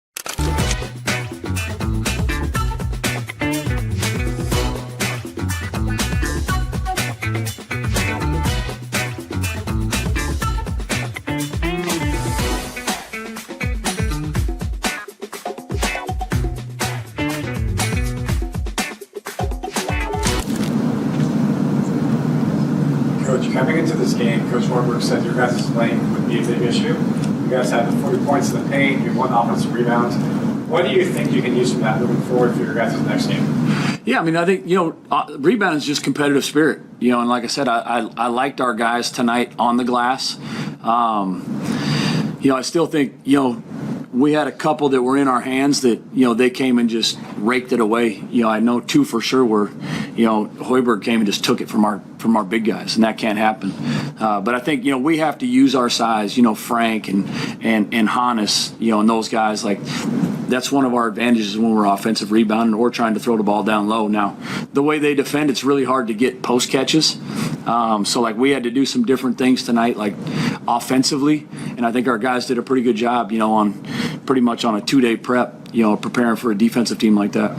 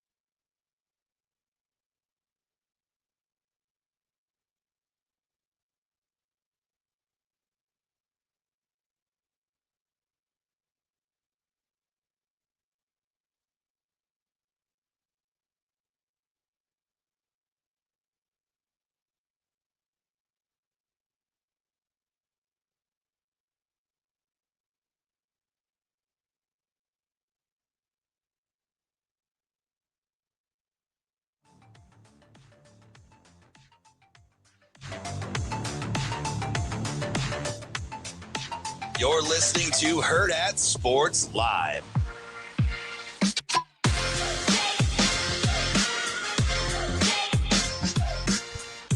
Welcome back. Hurrdat Sports Live. That's DB. I'm Ravi Lulla. Don't forget, I know DB's heading out there later. Make sure you head out to Next Gen Male Medical. I actually am. They've got you covered. How'd you know? Because you just told me. Oh, that's right. You've told me like 3 times a day. I think you're excited to go see your friends. Well, I don't know about excited. I'm excited. I'm bummed that my schedule is off. Yeah, you got it. I have to be strategic to get back to Wednesdays. I don't like the Friday thing. You know, yeah, because you get double booked on Fridays a little bit. Yeah. But make sure I just need to be smarter. Make sure you get out there, nextgenmalemedicalclinic.com. Schedule an appointment, see what all services they have to offer. I need to get out and get some vitamin B12, maybe a little vitamin D. I took another Zeus. Yeah, did you? It's very distinguishable because of its hue. Oh, it's got like a color to it almost? Correct. It's red. Ooh. Red, orange. I don't know what it is on the spectrum. You feel like you're getting superpowers? We should ask the guy that sees better than me. Even though he looks older than me with all his gray hair and his little natural. Don't be hating on him. We got Jay Foreman coming up here on Hurrdat Sports Live. Jay, how we doing this morning? Man, it's Can you punch my man up, Shane? Jiminy Christmas. He's there. Hi, Jay. Jay, how we doing? Cold, man. I'm doing He's good, not man. there, Shane. I don't hear him. Talk to him again. All right, I'll retry. I'm in here. Say, hey, Jay, are you with us? Put Jay on the stream so I can see his pretty face and his nice gray hair. Look, Shane's mad. He is mad now. Well, and he doesn't realize Jay will hang up. Nah. Waste of time. Yes, he will. Waste of time. Dude, getting that guy to answer calls and respond is like Fort Knoxian. Yeah? Yes. Not about that life? He just doesn't mess around. Who answered? Wait, Asian Wyatt said he could hear him. Oh, we can't hear him. Well, let's try it again.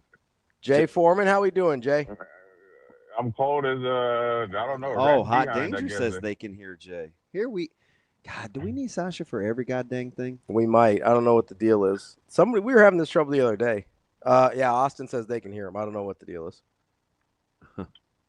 Carol Olsen. I can hear you guys. YouTube can hear. I was gonna say, is DB hearing gone? No, my eyesight, my hearing is fine. Yeah, the eyesight's, but yeah, we can't hear him. Shane, start over. Tell Jay to be patient. Start over. We might have to send him a link and have him do audio only, Shane, if we're having trouble with the phone. Jiminy Christmas. I don't know what the deal is. Giblets can hear him. Walt, everybody can hear him. Everybody can hear him except us. There's got to be something in the settings that we're doing wrong here. And by we, I mean Shane. You got 5 on it still? I got 5. Nope. Yeah, no, I can't. Oh, we trying man. one more time, Shane? No, I'm going to send him the link. Okay, thank you. Oh, that's nice. Hey, good on him for being patient because he gets kind of pissy sometimes. No. Yeah. No. Watch him. He'll have jokes too. I don't know him, so I like that. So I don't know why I'm saying anything. He'll have jokes. I just hear stories. He'll say something slick or have some analogy or metaphor. I just hear stories from Rico. He does like Rico. Listen, I'll give it to him. He does like Rico. That's the problem with Rico is too many people brother can't even get his bread. Too many people like him. Really? Yeah. Maybe he should run for office. He's very likable. Alex says, is he into crypto? Apparently, I have another tweet out there. Let's try him now on the stream. Yeah, you cleared like 145. Congrats, man. Shut up. Jay, you with us? Yeah, I'm here. There we go. Oh, man. You give me... Listen, I've known you so long. That's kind of crabby dialect. We good or are you mad? Hey, listen, I ain't tricking off. It's straight up Minnesota cold out here today, man. This is survival of the fittest out here, man. This is the real deal Holyfield. I know how you get to when it's cold, man. It's not a good day, but I mean, every day's a blessed day, so I can't complain too much. Hey, listen, how about the last time we were at practice a month ago and it was cold out? And I'm like, why are you dressed like that?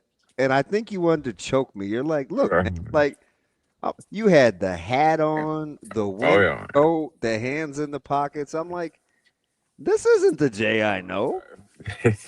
Hey, Father Time is undefeated. and he's in the process of giving me about a standing 8 count in the 8th round. I got 7 more rounds to go, man. Wait, we're not doing 15 rounds anymore. You're good. He's going back to championship rounds back in the day. I'm going back to like Hearns and Leonard and stuff, man. We fight on was it ABC or CBS or whatever was on. It's a Saturday night heavyweight fight right now for me. That's back when boxing was good, right? Like yeah, you know how it is. How we doing, man? You got a lot of irons in the fire. We balancing pretty well. Oh yeah. It's football season's winding down, and then obviously now it's about to be funny season. As you can tell with local news, got high school basketball going on, and next thing you know, it'll be spring and summer, and then we'll be really into the the cupcake time of off season where everybody's got the goals and aspirations and stuff like that. Wait a minute. My man said that might be a drop. Cupcake time, Jay. Yeah. Before we get into business, let's walk through what cupcake time is. Is a brother? I just think it's like spring ball is. I mean, it's obviously it's a I think it's probably for any team like Nebraska or even like Indiana, it's probably the most important time of the off season. And so but then it's like what I mean by cupcake. It means like okay, once you kind of go through the work and you have a spring game or whatever. It's like a celebratory, like, okay, this is what, like a look-see into it. So it's not really a negative thing. It's just kind of, you go through the process and then, it's not really a spring game anymore with that type of intensity, just because of the transfer portal, you really can't, push them too hard. So you got to really, kind of be strategic. And so when you get out there and celebrate, then it's, I always think like that's what you used to do when kids were younger, so they, get little cupcakes. But it's a crucial time in Nebraska, football right now. Just because you got to build some chemistry, on a day like today, you got to make sure you get a good, day's work in. You can't let the outside circumstances stop your work day because you're building a foundation for hopefully a bigger and better season next year. All right, Jay Bird. So let's get right to it. You mentioned spring ball and. Coach Rhule has already shown, at least for me, and you're there a ton, so you're a good guy to talk to because not only do we get along being like-minded, but you get to see too. So, he had this philosophy of getting, he liked the 8 weeks of winter conditioning, and they had done the studies for injury post taking the break versus not taking the break, and he kind of built the spring schedule that way. So spring was a little later. Yeah. This time he was very specific in terms of guys on campus. I want to do football. I want more time on the back end so we can see where we're at because we have more guys on campus. To me, and I get it, like, my glass could be half full. I like the fact he's self-aware enough to process real time. We'll be done with the spring game before the April calendar. I know you don't like it cold, but do you like the philosophy? Yeah, I mean, I think look, you get guys on campus, you get them in, they kind of get their feet wet. You can see how they react to like adverse, situations earlier. You know what I mean? Obviously, you got some high school kids, you got portal kids. They're no different because no matter what they did, whatever school that they're at, they still got to come here and be productive. And so they're gonna. Deal with adversity, learning the practice regimen and the commitment level and all that stuff that's going to be brand new for, sometimes 30, 40, and sometimes 50 guys. I'd rather know early and then maybe then go through the offseason and kind of, I wouldn't say a rehab process, but an adjustment process. And they kind of they're able to do more stuff in the offseason than we were, more structured. So you won't lose anything that way. Now, obviously the weather and the timing of the spring game is going to be obviously up to, Mother Nature, but ultimately, you're going to have to go out there and get some work done. And so, look, you're going to play cold games here. You got to find a way to work around it. And, if it's, snowing outside, you got to make an adjustment. But more importantly, the work that needs to be done is what he wants to do early. And, like you said, it's like, look, you're, 6-6 and then you went 7-6. And so you want to make some improvement, but then maybe you're looking back at the offseason of maybe the spring game was too late, so you weren't able to adjust again. You know what I mean? Kind of build that chemistry going into the season. And obviously with a pretty much a reshaped offensive line, 3 new, I guess, potential or thought of to be assumptive starters, obviously a new quarterback that's coming into a different situation. and along with the new defensive coordinator that has a whole different type of ideas of what to do, both front wise, defensive wise, you probably need more time, like more teaching, like kind of more mini camps, I guess, or whatever you want to kind of dice it up like an NFL analogy. Jay, when you're looking at the defensive side of things, it seems like some people were disappointed they didn't maybe do more on the defensive line in the transfer portal. I'm curious, though, when you look at kind of the age of guys and getting a year older, and you mentioned switching systems, like how much difference can that make in how a guy looks from year 1 to year 2? Because or in some guys' cases, year 3 to year 4, right? Cases, because it seems like we tend to forget sometimes that most of the guys that we think are really good defensive linemen probably didn't pop until year 3. Like how much difference are you expecting from even a lot of the same guys from last year to next year, if it goes? Yeah, well, I think, a 4-man front kind of frees you up a little bit. I think you expand your defensive roster, maybe like by 1.5 times, especially up front, potentially, because it's easier to recruit and develop guys that put their hand in the dirt in the 4-3, obviously front versus, or 4-man front versus the 3-man front. 3-man front, it worked really well with Ty and Nash. You got 2 grown men that were older, right? So we're looking at the end product versus the beginning product, right? And so that's your, you're 100% factual on your point. So, it can change a lot. I mean, I can, go from experience of, playing at Nebraska, middle linebacker, playing the bubble, then going and playing the 3-4. And it, things that it was like, getting eyesight like I never had before. And so your production can go up. I think the biggest thing they need to do is obviously, get the basics down, the fundamentals, and obviously you got to reestablish the line of scrimmage, and you got to be, a lot more physical. So it comes with pad level hands and all that stuff. So you can see, ideally, this is a big year for like a Riley Van Poppel. This is a really big year for Williams Nwaneri. Like he's a guy that can wreck some stuff, and so he made big strides last year from when he got here to where he got to the season as far as body wise. You saw glimpses in potential playmaking wise. Now you want to see it on a more consistent basis with all those guys. So they could have an uptick in production. Now they got to come in with the identity of what they want to be as a defensive line.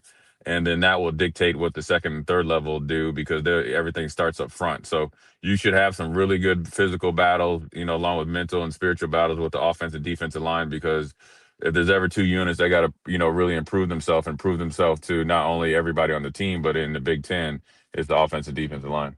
Let me ask you something, Jay Bird. With a 4-man, with a 4 down front, right? You obviously get open and close, or strong and weak side ends. You can kind of set the edge a little bit. If you want to play with 5 DBs and use 2 second-level guys, kind of walk me through, if you were in the lab and you had your druthers, right, and you're going to play with, I don't know, a 1, a 3, a 5, and a 7, whatever your techniques are. How do you feel about like where a Nwaneri could go, where a Dylan Rogers could go, where like some of these guys, like a Pet Shock, a Malcolm Simpson area, Riley Van Poppel, because you're getting more true technique, like lineup technique guys versus sliding anywhere from a 4 to a shade, which can be incredibly difficult. Yeah, I think Williams Nwaneri has the ability to play open and close, but I think obviously when you think about like old school like elephant end, San Francisco 49ers, I think Cam Linhart, can play right over the tight end. That probably suits him really well. Nwaneri can kind of wreck stuff on, going against a tackle. But you don't have to flip-flop them, so that's really good. And the Petchak kind of fits right in there as well, along with Dylan Rogers. So those 3 you like as far as potential wise, but they can play both. So you don't have to worry about guys, looking for open and close calls. So they should be trained in being able to be both, and they have the potential and shown at times to be productive on the open and close side. So you feel really good there. And then obviously, with right-handed quarterbacks and, going against the left tackle, you like Williams Nwaneri probably, being up in the face of the quarterback. So you look at that, then you look at, Elijah, the kind of maybe the one, that, technique, if healthy, coming in from Boston College, he kind of fits right there to kind of be your plugger. And then that's where Riley Van Poppel's got to really, obviously pop, as far as being a 3 technique. He can play a 1 or shade in a 4-man front, like when it's true nickel. And then you can bring, the little dude from Pittsburgh that he can kind of provide that like instant pass rush. So there's potential there for guys that really fit into easy, I call them suits, right? Or like you want to say like positions where you have the body types and the athletic ability and potential to fit in there pretty easy. And then obviously really take off as a unit. Now they got to do it. Now you got to play well. And it's really going to, really show how far you came when you play against like opponents, right? And then so that's all across the schedule next year.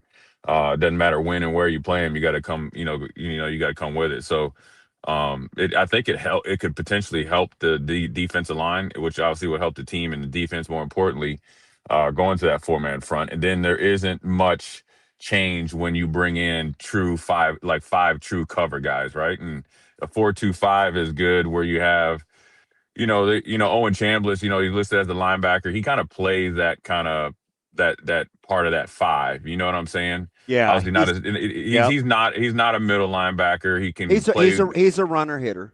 Yeah, he's a run and chase. He's an open side guy. He can get out there and he does a pretty good job of matching routes and stuff like that.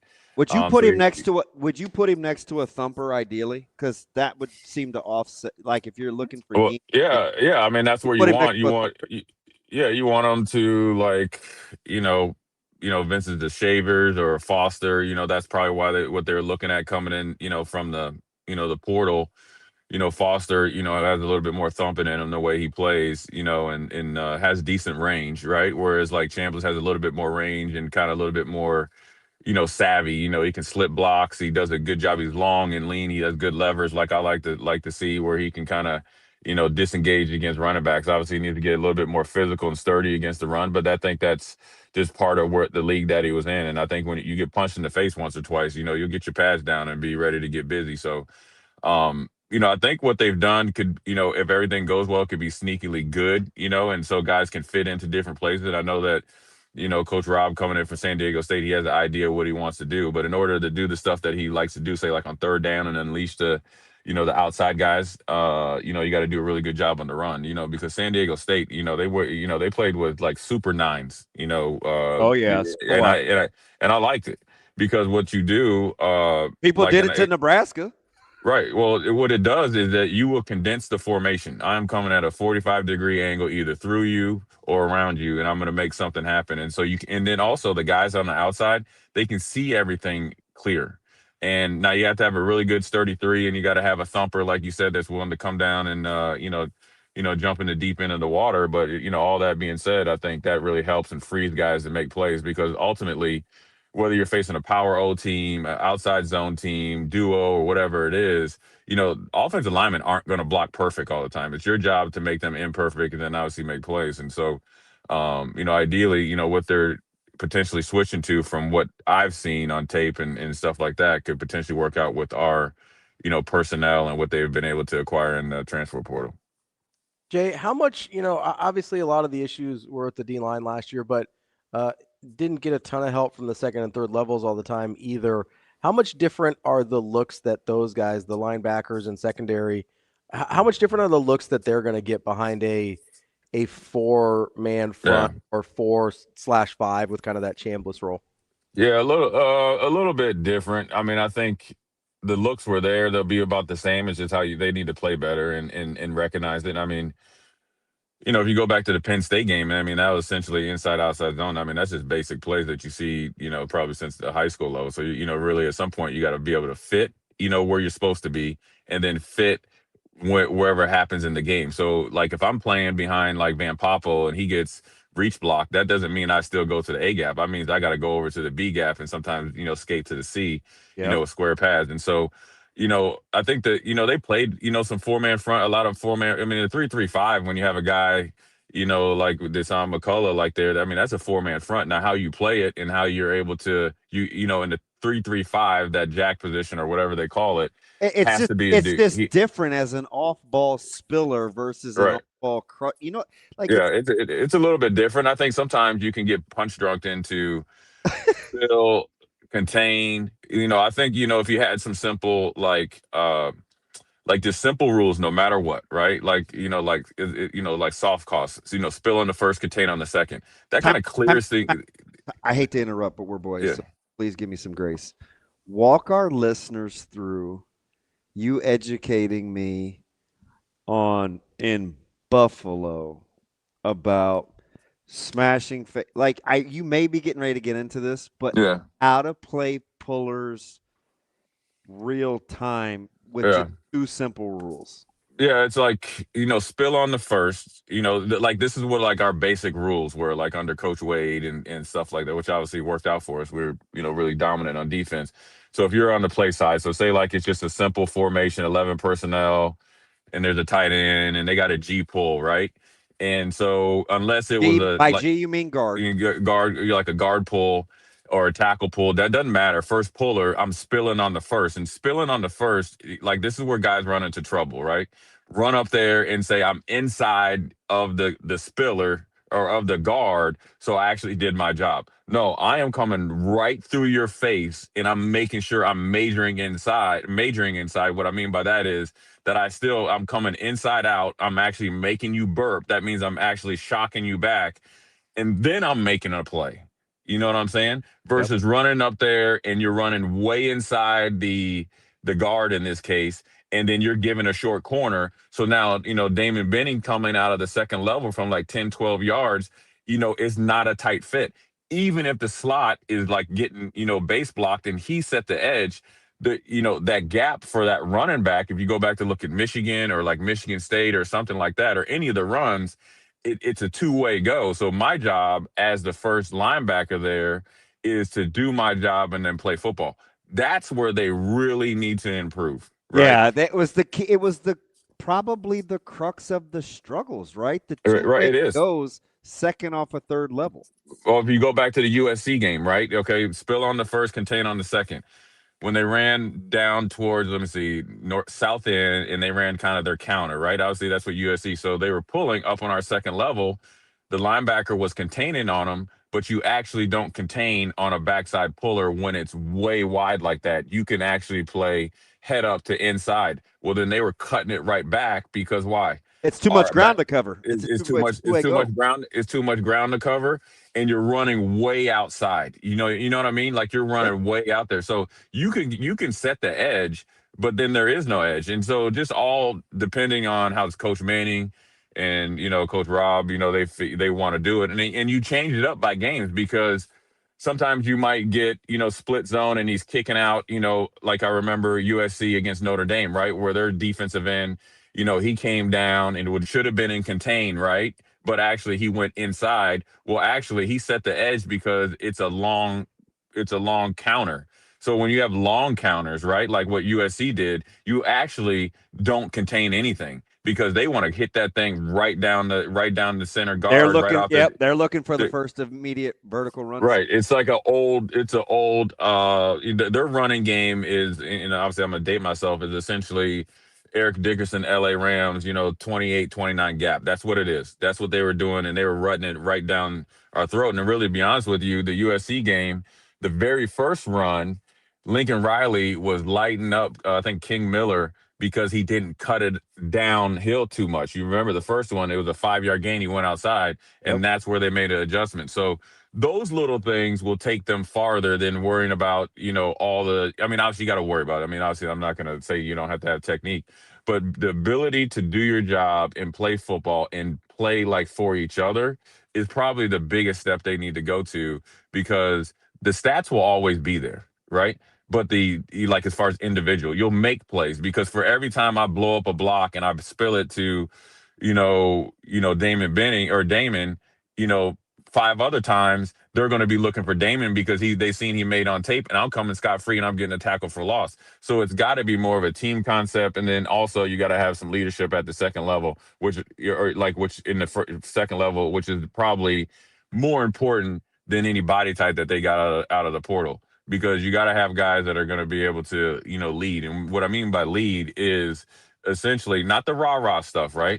The guys that are, like when you're struggling a little bit, try to find a way to get through the muddy waters and have a good defensive series to get back on track, versus once that ball starts rolling downhill, it becomes like, an avalanche. That is Jay Foreman. Great. Is that it? We got Sautter. Oh man, I can't bump. So listen, you can give Sautter a hard time, Jay, because you do. I don't want to push him back because he gets mad at me. But Oh, that's all right. I'll see. I'll palm his head when I see him next. Then, hey, I'm gonna tell you this though, man. They need to do a better job covering Lincoln basketball, man. Supreme basketball is over, man. All the dudes playing good in Lincoln ain't run through Supreme. So these are guys who are all individually trained and stuff, and so they trying to make some noise. All right, hang on a second. Just text Sautter and say I need 4 minutes. I need 4 more minutes because I forget you're in this world. All right, so who's the North Star or Southwest? Southwest is dangerous because they got the Twins. They play at a certain pace, and coaches haven't figured out a way to kind of slow them down. I mean, obviously, there's ways, but obviously, I think was it Coach Smith at Southeast that's been down here? Every coach coaches the same and does the same. So we'll see if anybody they're hard to handle. But the key to their team is Dakari because he is straight up he's ruthless. He's a dagger in the heart. Step on your throat. He'll step on your throat. He's got a true deep jumper. And they all play together. And Coach Ball has done a good job playing to their strength. I mean, obviously North Star is good. Southeast is good, and Lincoln High's on the come up too. They got They're Braden like playing for a 6, 7, 8. They could host. Oh yeah, they could host it, and they got a good little team, and they've recruited well.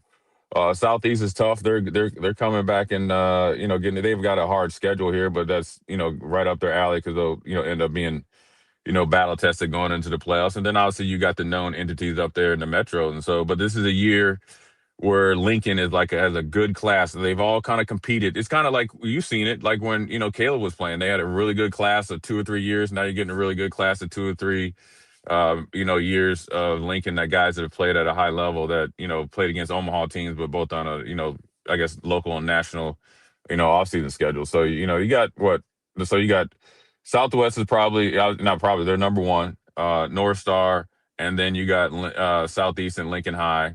And then, like a team like Lincoln East started off a little slow, but they found their rhythm and kind of play into their identity. They're always going to be a tough out. Northeast's record isn't like what they want, but they've kind of done some good things. So, the competition level down here in Lincoln and the capital city is pretty tough right now. All right. I need you to love on your guy because you handpicked him that he was going to be good, even though his dad didn't think so. Continue to invest in him, okay? Can you do that? Oh, okay. Yeah. Okay. And then the other thing is, do the Steelers want Shula? Man, I don't know what the Steelers want. I don't know even what my Buffalo Bills want. I think the Steelers. Did you see they're bringing in McDaniel? Yeah, just because he hasn't left to California yet. They're down in Miami. And he's on the contingency plan, right? Like he'll be the Chargers OC if he doesn't get a head job.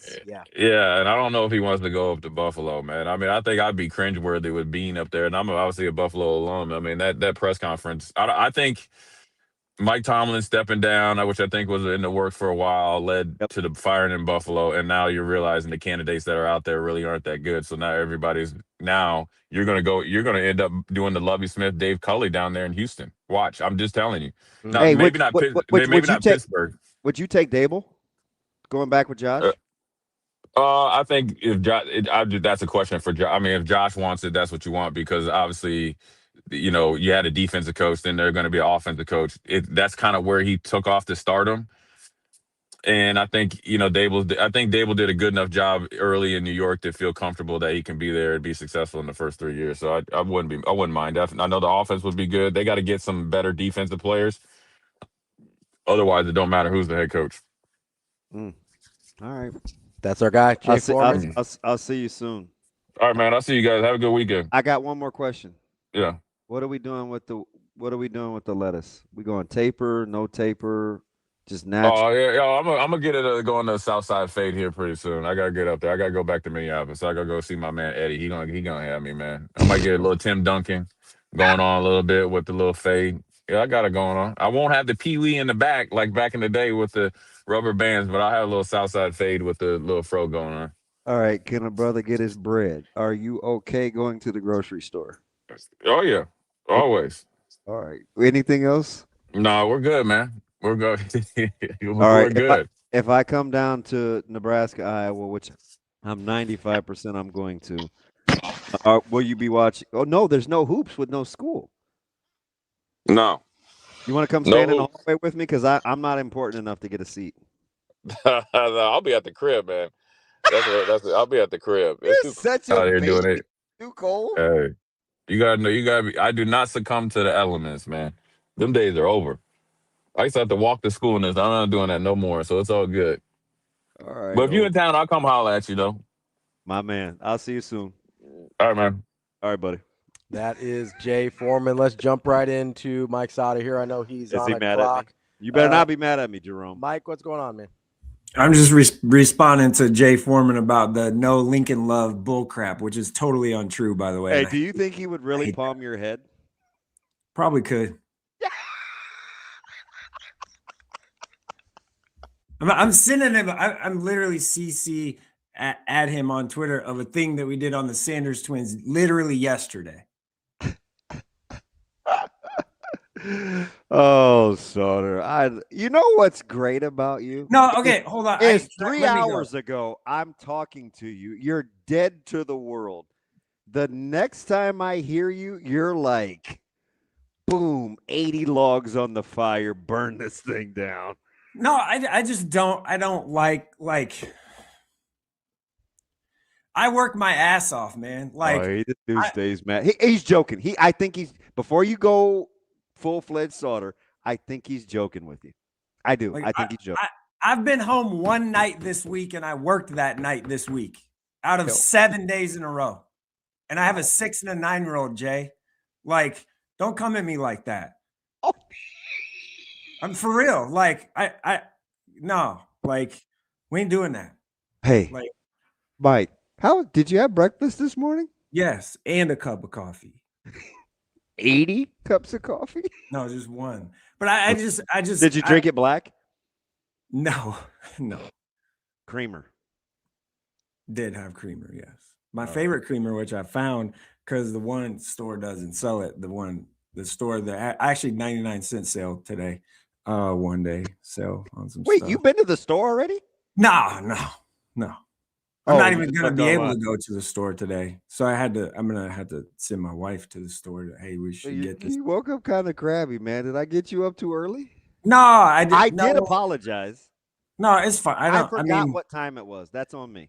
It's not a big deal. That's fine. But I don't appreciate the like we don't cover Lincoln, dude. Like do his voice again. I'm guessing. No. Do his voice again. Hey, how did Jay sound? No, I just don't appreciate that because like if you actually pay attention to what we're doing and talking about in our preps post game podcast. Shots fired. Like our preps post game podcast, we talked about Lincoln every single week. All the time, we talk about how Lincoln, hey, this is the first time since 2001 when an LPS public school actually won a Class A state title, and the first time since 2003 when an LPS school actually made a Class A state final in boys basketball. We talked about like that probably a month ago about how this could be the year. So like, you can't cherry pick, man. Hey, you can't.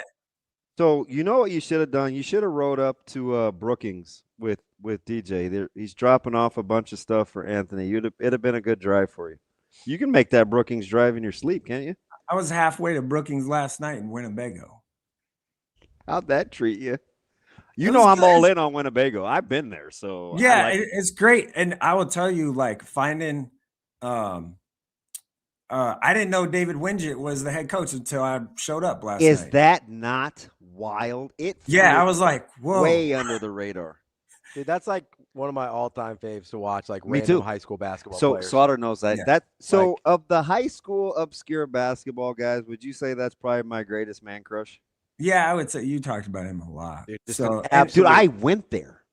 I went there and watched them practice. He showed up one day at Summer League, like probably 2-3 years, maybe 4 years post high school. And I was so excited because I got to watch David Wingett play. Like I was geeked.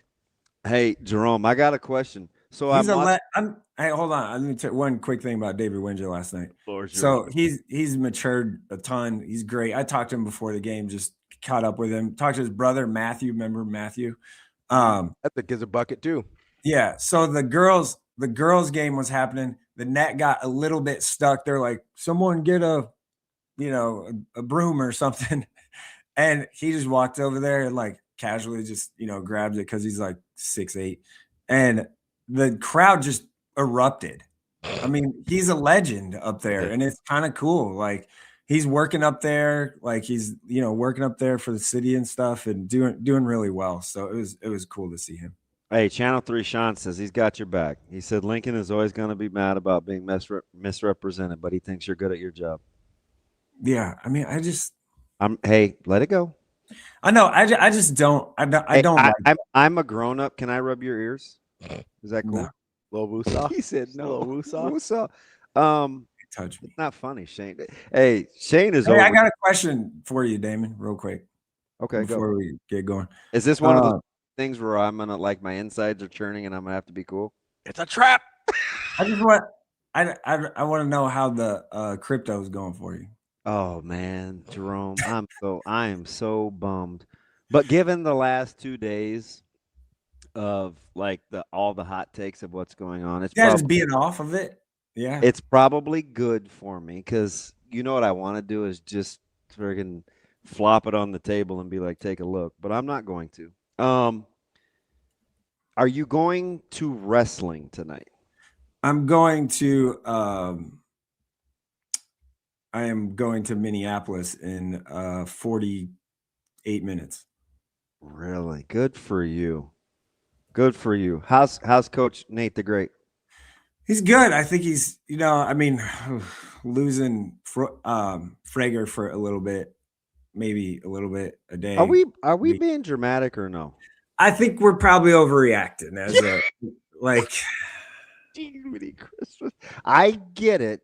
We haven't had nice things, so we don't know how to handle them. And Frager's a nice thing, but I also think people are kind of waiting for the other shoe to drop, or have been for a little bit, and so they think, is that fair, Jerome? This is the snake. That's interesting. This is the snake bit part. Like, oh no, something had to have gone wrong. Oh no. So I think that's part of it, kind of into the psychology of it all. But I mean, listen, as long as he's back by March, I don't care. Yeah, I think that's probably what they're thinking at this point. Remember, he didn't play in the Oklahoma game because of an ankle.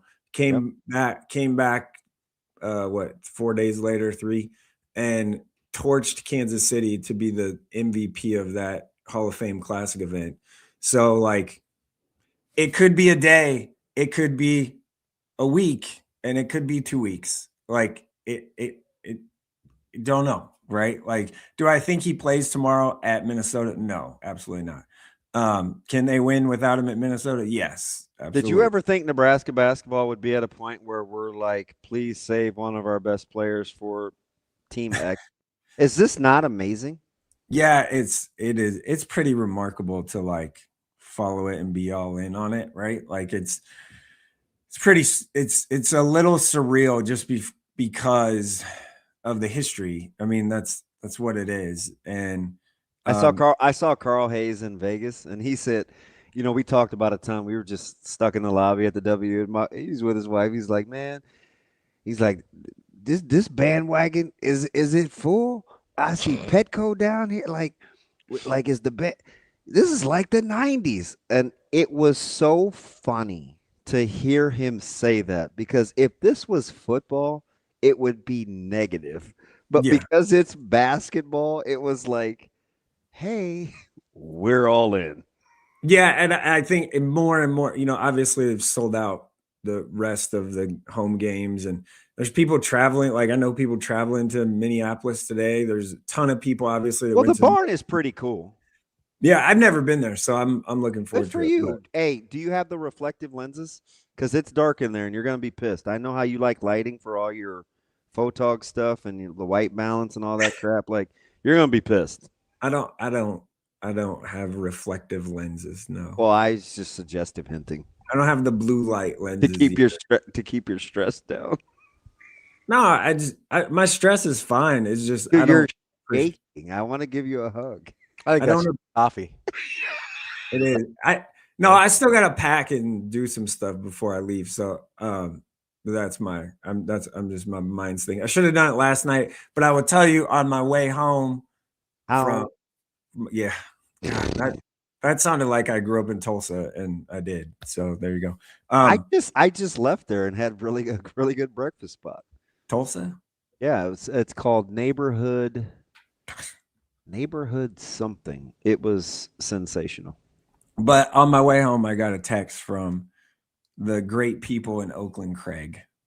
And they're like, hey, we don't have school tomorrow. We are here. Swing by. And I was like, 15 minutes. And that didn't turn into 15 minutes. So it turned into a little longer. So I had a nice conversation with Coach Anderson and Coach Guz and wives and stuff. So yeah. Robbie, I'm all in on Carol Olson. I don't know if Carol is really a lady, but no, she's got good takes though.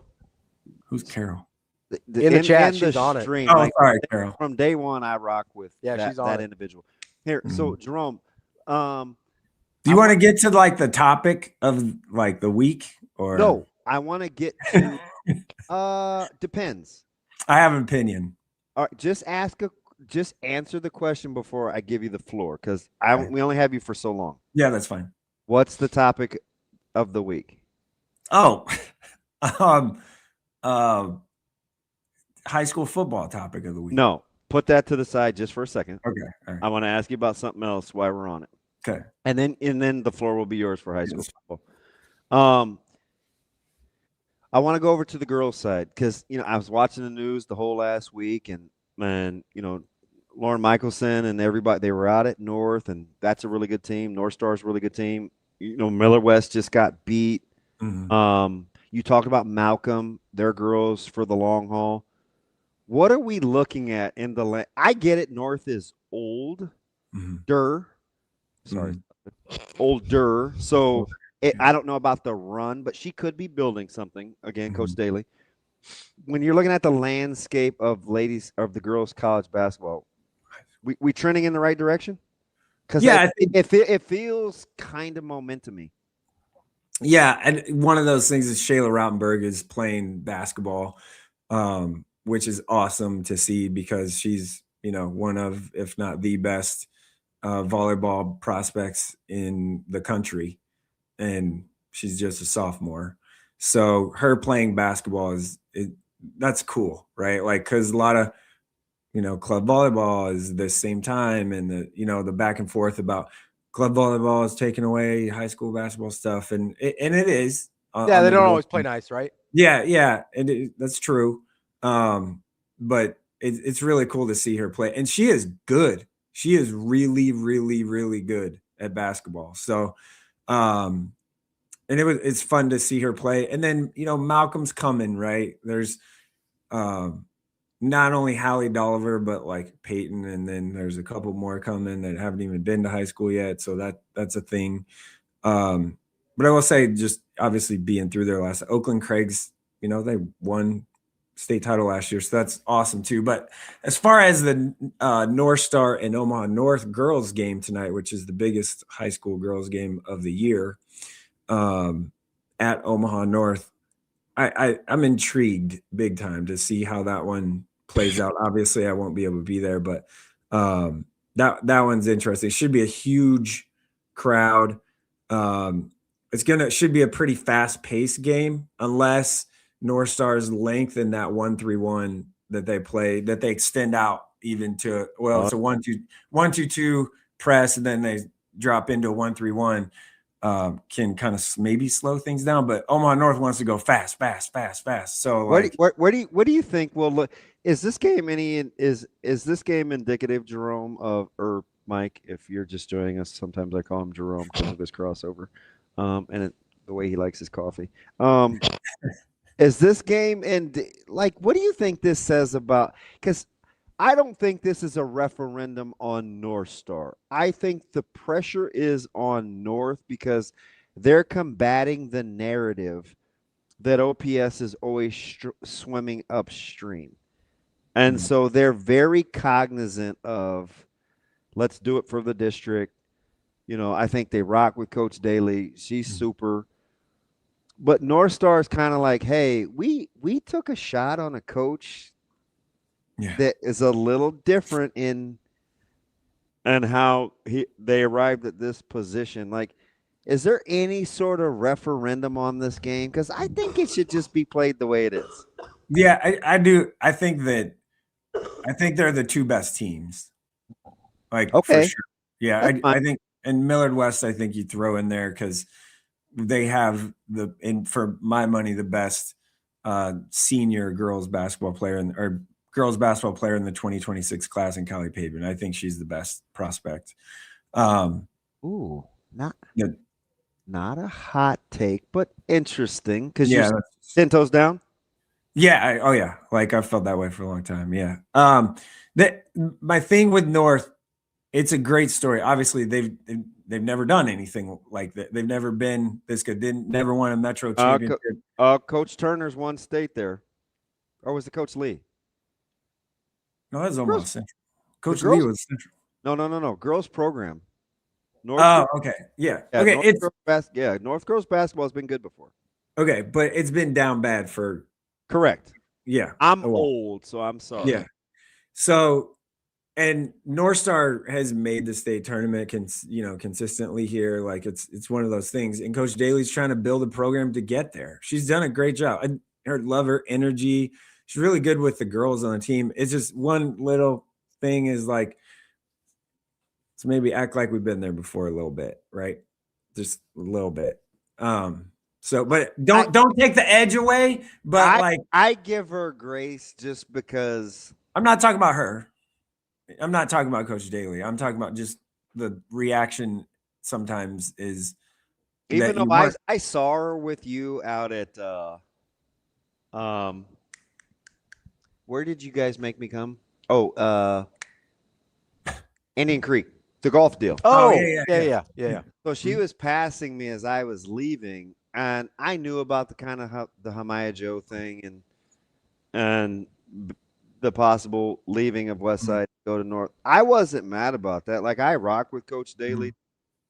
Me too. Because I do, but listen, she blew me off like an 80-mile-an-hour wind and kept it pushing. I was like, huh.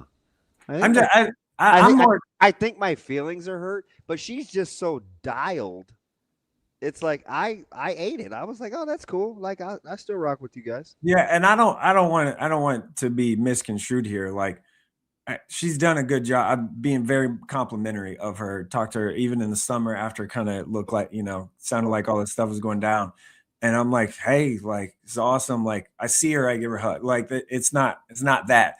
I'm just saying there's been some things, and it wasn't just the Metro tournament and post game after a win that you were clearly expected to win a game, that there's been some stuff, right, by the team. So, like, if we can rein that in a little bit, because you were expected to win the game, then that would be cool. I'm not saying take all the fun away. I'm just saying kind of let's calm it down a little bit, right?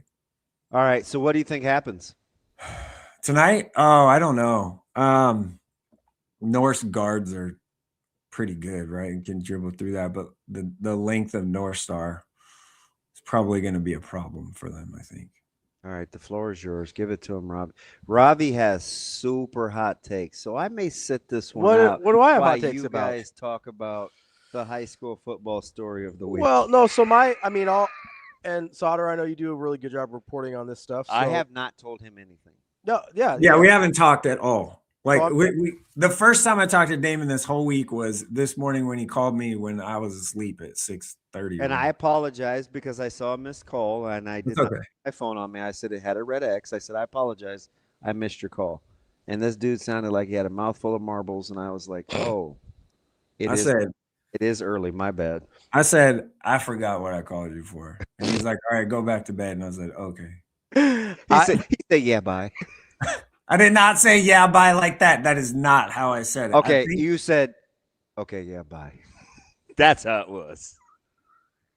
It wasn't, yeah, bye, Richard. It was okay. Yeah, bye. So Sautter, I did some digging. I'm not a reporter, but I was curious about kind of how all this went, kind of played out and how it came to fruition here. And so it seemed like to me, and I think you can enlighten me and enlighten all of us here if you have other information. It seemed like to me this wasn't a Millard South thing specifically, which seems to be the prevailing thought publicly. To me, it seemed like, hey, Trae wants to get to Nebraska. He will find a place that fits. My digging led me to believe that wasn't the first choice. It's just the choice that ended up. I'm curious how you thought this all played out, and if it matters even in terms of what bothers you or doesn't bother you. So, one, it doesn't bother me one bit, right? Okay. So, because it's happened across the country all the time for at least a decade, and it just is happening here for kind of the first time, maybe. And I can guarantee you, like I've been called. So when teams are good, I'm called a homer for them. So I've been called a Bellevue West homer, an Omaha North homer, West Side homer, and now I'm a Millard South homer. So could Millard North get their turn in that rotation, please? Like, help me out, Hey, man. tell them they got to win more. Know. Help me out. Like, let's make it happen. Come on. Basically what it is. So anyway, I do know for a fact Millard South had no, like, they weren't like calling, hey, get him here stuff. That was not how it worked. It was more of, hey, want to get these kids out of where they're at and or their situation, would like to have them play together. Here's a couple of schools you should check out in the Omaha area. Check your phone. And okay. Go ahead. Keep talking. Yeah. So it was there were a couple of schools that were told to them to check out. You can guess that those are Westside and Millard South, and I'm just going to say that. And yeah, I mean, those have been the two best programs in the state. Yeah, and they landed on Millard South because I think the quarterback situation is one where you have Braylon Warren there, and Westside ain't going to do that to that kid, right? Like they're just not. So, and Millard South has a quarterback that was a freshman last year that played, and Brody's going to be good. And it's one of those things where he's coming off of an injury and all that, and he's probably fine now. But like he'll be good as a junior too. Yeah. Like so. If you look at how good we think Millard South's going to be and Westside will be again this year, it's like, hey, Brody, you want to play half the games as a starter or half the games as a backup? You're playing half the games anyway. Wow. You know, like for a majority maybe of them is what I'm saying. I'm not. Come on, calm down. Like, let's not. That's just You're saying the same thing about Westside. I'm not picking a side. No, yeah. So I'm just saying we're super young. We're gonna be way good, but we're young. But so in this situation though, like let's look at the open enrollment law that was 1989 when that was passed, right? And as long as someone's on the May 1st transfer list, which is, not March 1st or February 1st list, it's May 1. Saw 15th. Yeah, so you can move. Like, guess what? In 1994, 5, whenever that is, I moved and transferred. I went to 3 different high schools in 4 years across the state of Nebraska because we moved for my dad's job or whatever. No one blinked at that. Like no one blinks when people move. It's just a higher profile kid. Who has the best dance team in the country? Millard North, Millard West. They're pretty attracting. Like they attract dancers to come to their school to participate in their dance team, right? From all over the city. I actually know that for a fact. Correct. Right. Yeah. So who has traditionally one of the best marching bands?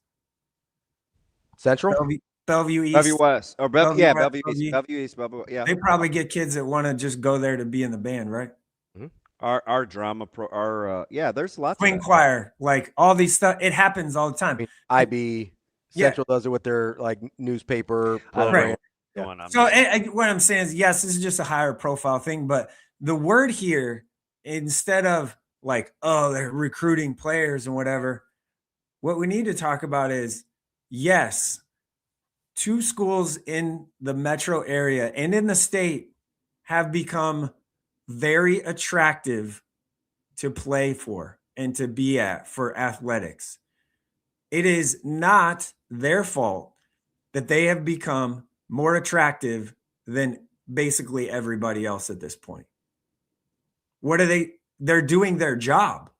Like, that's what they should be doing. Yes, that is what all the life lessons and the culture and being a leader and all those things with athletics. Yeah, that comes a part of it. But if you're an administrator, you should want your school to be attractive.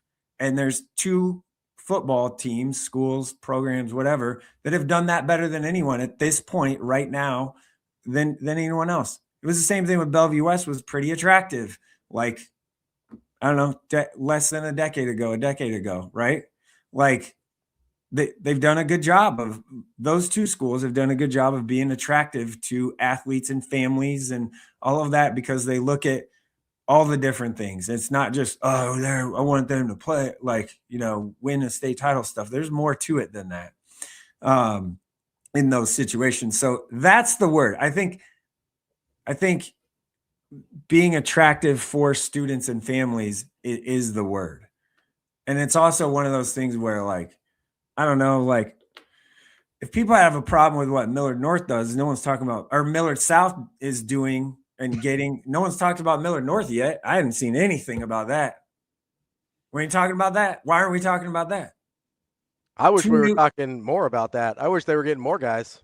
I'm just saying, 2 new quarterbacks, a running back, and a safety, and maybe some linemen and stuff. Like, no one's blinked. No one's even brought that up. Come on home, boys. Bring them all. But you know what I'm saying, right? Like, no one's even talking about that. Yeah. Like, and this isn't new either. I mean, yeah, happened. Like, we're talking about like very good players, right? I'm not going to put their business out there, but like, we're talking about very good players, and like, no one's talked about that. It's just, and guess what? With this whole thing, no one's breaking any rules. Hey, you might not like it from your own moral compass and your own, like, neighborhood. Actually, some of our moral compasses trump everything else. Right. Mine doesn't. Bring me the good players. Bring me all the good players. But what I'm saying is, like, if people don't like it and all the reaction is everyone should just go to their school that they live in and whatever. Okay, so you want to go back to 1982? Oh Lord, we ain't doing that. That ship has sailed. Hey, you ever been fishing before? Mike, you can't have deseg with. But okay, listen to me. Have you been fishing before? You guys been fishing? No, but my buddy Aaron did ask me this morning if I wanted to go ice fishing. I said yes. I'm gonna go freeze my nuts off, and hopefully maybe I fall through the ice and get hypothermia, and I'll forget about everything that I've ever known. You've never fished? Like, you never tried it? Yep, I went with my buddy Bo Baltzell when I was going through a divorce. I lived at his house because I was pretty much a vagrant, and he took me fishing with his kiddos, and I was mortified at how he took the fish off the hook. I did go back, so that was 2011, and then I had the courage to step on the ice in 2016-ish, 17-ish to ice fish because it was way off away from everybody. Mm-hmm. But I have yet to go ice fishing because I don't know who's going to run the auger. But I need to know how thick it is. Like, I ain't just walking out there. When you use live bait to go fishing, when you open that styrofoam up or whatever the live bait's in, what happens? What does the live bait do? The live bait kind of scurries. So the can is open. Like, it's not going to close back. You're not getting that back. Like, so move on from the whole neighborhood schools idea. It ain't happening. Like, ship has sailed. We've talked about this before. Like, it's a state law. All those things. Like, for all those reasons, the whole neighborhood school thing isn't happening. And if you happen to live in a district that does that, then I don't know what to tell you if you're upset. Like, All right, you can buy a house somewhere else. You're gonna have to see Jess at some point if Okay, you're at bye. basketball, and I'm not kidding you, will whoop your tail. Yeah, I gotta go too. So see All ya. right, bye now. Have fun in Safe Minnesota. travel. That's my Shane, we Sautter. don't even have to take a break. If you want to go straight to Jess, Yeah, let's get to her. She will freaking light me up if I'm. We're on pace for. Oh, gee, thanks for. Aw, look at that. You're not gonna tell me she's in the green room? We're on pace for. Like WTH. I did. Check your DMs. We're on Hey, pace. I'm for- not on my phone. Lucky for you, Rico came through with some decoration to ease my. I was gonna come in hot asking you about crypto, but I'll I'll wait on that. That's what we're on this morning. Okay. Well, I see you're still selling it this morning. It's just on my X feed. By the way, I'm taking a look at Kyle right now. Do you know how pissed he's gonna be today with this weather? Jess, timeout. Now I'm mad. Are you really choosing violence? You came in guns a-blazing. Wow. Like, Don't I always? Don't I always? I'm the only cool person you know, and you I told don't know if I'd say that. Jesus. I know a lot of cool people. I'm done.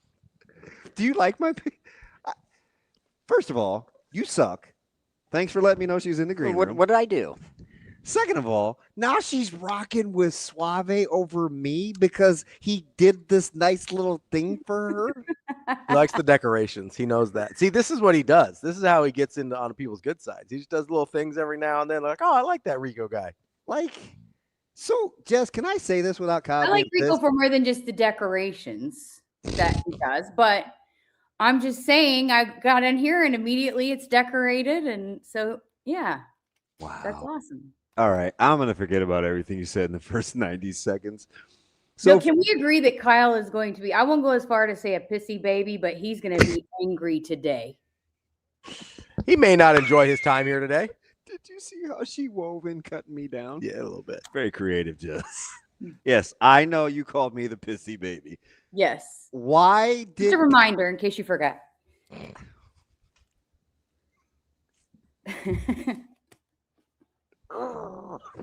Why did Kyle shave? He always does. I mean, but doesn't he just like it? Like, what are we doing? He shaves like once a week. I love the beard. It comes back in like a day. Yeah.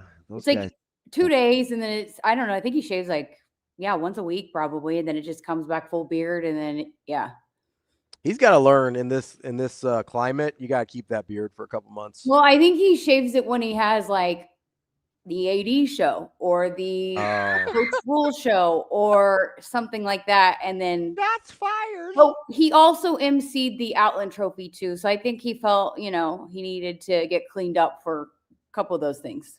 Do you know how bad I wanted to hold his hand through that? But I was like, he's a big boy. He's like, you gotta, break the seal at some point, right? I did it last year, so I was like, welcome to the club. Well, you are. This is beautiful. Do you know why? Why's that? Because even though you kill me every time I talk to you, I'm glad people get to see you in all your glory. Like, you're an equal opportunity offender, and it doesn't matter who you are, right? Like, it's a free-for-all. I mean, you set yourself up for a lot of it. You keep saying that. That's not the truth. Yeah, it is the truth. Okay, what do you want to ask me about today? We got 20 minutes. Wrestling. We're here for wrestling. Well, we got a lot. So, just I'm going to throw Ravi a bone so you don't slit his throat because I'm trying to save him. What'd I do? So, softball's coming. Yep. Wrestling's coming. Yep. She's got women's basketball. Mm-hmm. She's got men's basketball. Yep. Jess, is there anything else he better ask before you lay out and whack him for not stretching your talents? I talked some Husker rifle yesterday. Oh, he ain't doing that. We're the #1 team in the country in aggregate score, aggregate average scoring. potential national champion is all I'm saying, but we can say that for another day. No, so rifle's probably not up my alley. My wife was a state champion trap shooter. Oh, cool. So I'm in the neighborhood, but rifle's a little bit different. Jess, can you shoot a gun? She's from No, Oklahoma. I have, but I would say no, I can't, but I have shot guns before. I was making some assumptions about being from Oklahoma. Yes. I've been hunting multiple times when I was growing up. Oh, my God. Okay. Let's start with wrestling. Okay. Huge one tonight. Huge weekend. You're going live, right? Like, this is new. Like, what? Like, let's talk about kind of how you are trying to capitalize on the momentum, because you're always trying to think ahead. Yeah, I mean, we are, again, we're making some changes. We have the new studio, and then we're investing in some other things and looking to try to go, build some stuff where we can go live on location, but we do have the capabilities of doing that. So huge weekend, and man, big opportunity tonight. It's been 16 meetings that Iowa, the last 16 that Iowa has taken. You got a chance here tonight, but also you have Ohio State on Sunday. And I think it's going to be an awesome atmosphere, and Coach Manning deserves the world. And, so we're going to, I think it's going to be another record-breaking crowd, but we're going to go out there and promote the duel tonight. And being that it is an 8:00 start, we can basically be live from 6 to 8. So we got a lot planned. Coach Manning's going to be on with us. Ridge Lovett, your boy Ridge Lovett. Yes, let's go. Yeah. We got Shane Sparks is gonna make an appearance. So yeah, we got a lot of cool things planned. But I told Kyle, you better study some wrestling, because it's gonna be 2 hours of wrestling. No, we'll have. He's gonna be in studio, and I'll be out at Dannen. But we're excited, and again, no program more deserving, and I think it could be a big night for Husker wrestling. I think they could break the streak here tonight. I mean, so Iowa gets all the headlines, obviously, because it's Iowa, but Ohio State is.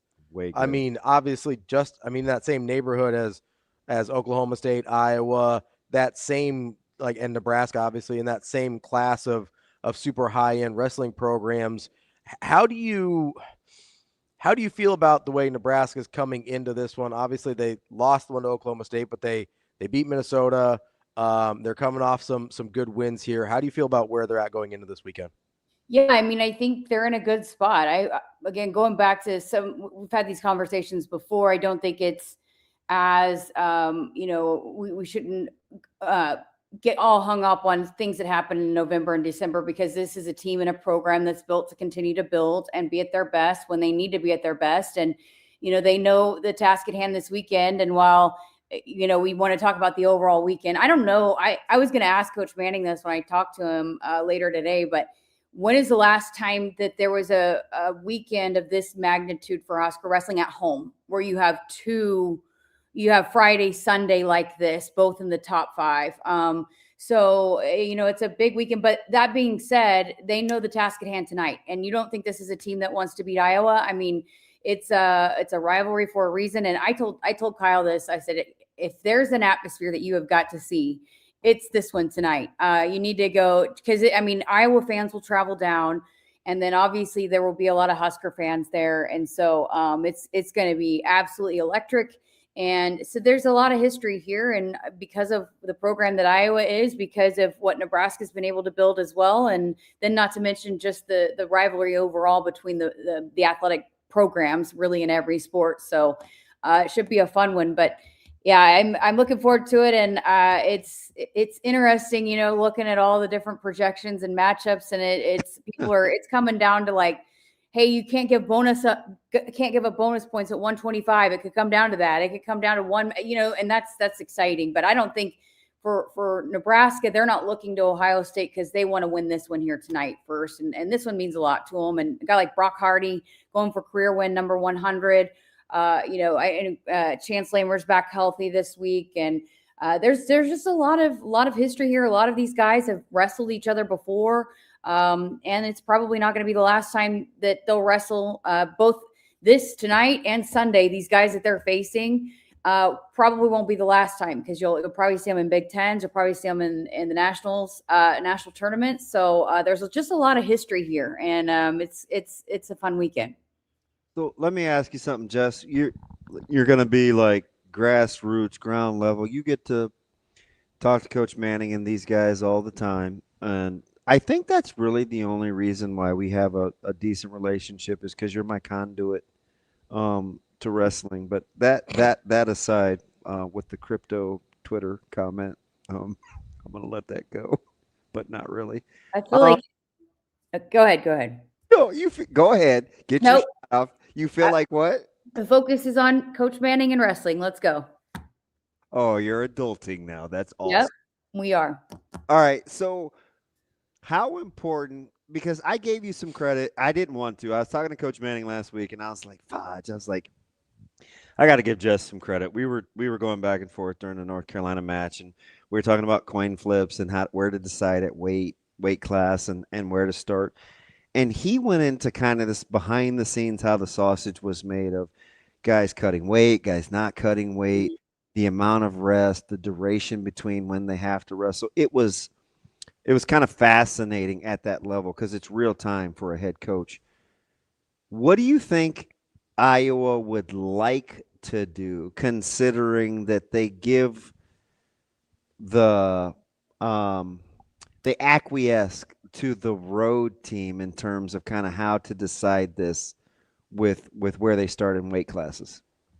Well, I think Iowa would probably want to start at 125 and set the tone. Because I mean, I think that's a match where you're looking at it. We look, it's been something that we've talked about this whole season. They've just, they've had a couple different guys, and while they like both those guys, I think they're still just kind of gaining that experience. And so again, and I'm by no means one that can critique where their matchups might be, but it seems to be that Iowa leans towards, and you look at, they've got a veteran guy at 125 too. And so it just seems to be a place where maybe they could set the tone, and then you put Nebraska chasing the rest of the way, where you got to get somebody else. Nebraska's got to then go get bonus points. And so I really think both programs will start at 125, whoever wins the flip. Jess, as you kind of look, you got anything else on wrestling? I wanted to. Yeah, one more. Okay. So I was going to expand, but it's okay. Go ahead. Oh, she'll get mad. Go ahead. Let's throw a curveball. Get off of wrestling. Ask her something else. Then I'll come back to wrestling. She needs to be stretched. So, Jess, I was wondering about, obviously, Nebraska softball has got ranked top 10 in the country. What? You're going softball? Yeah, you said we're getting expansion here. We're going crazy. She punked you a month ago. I know.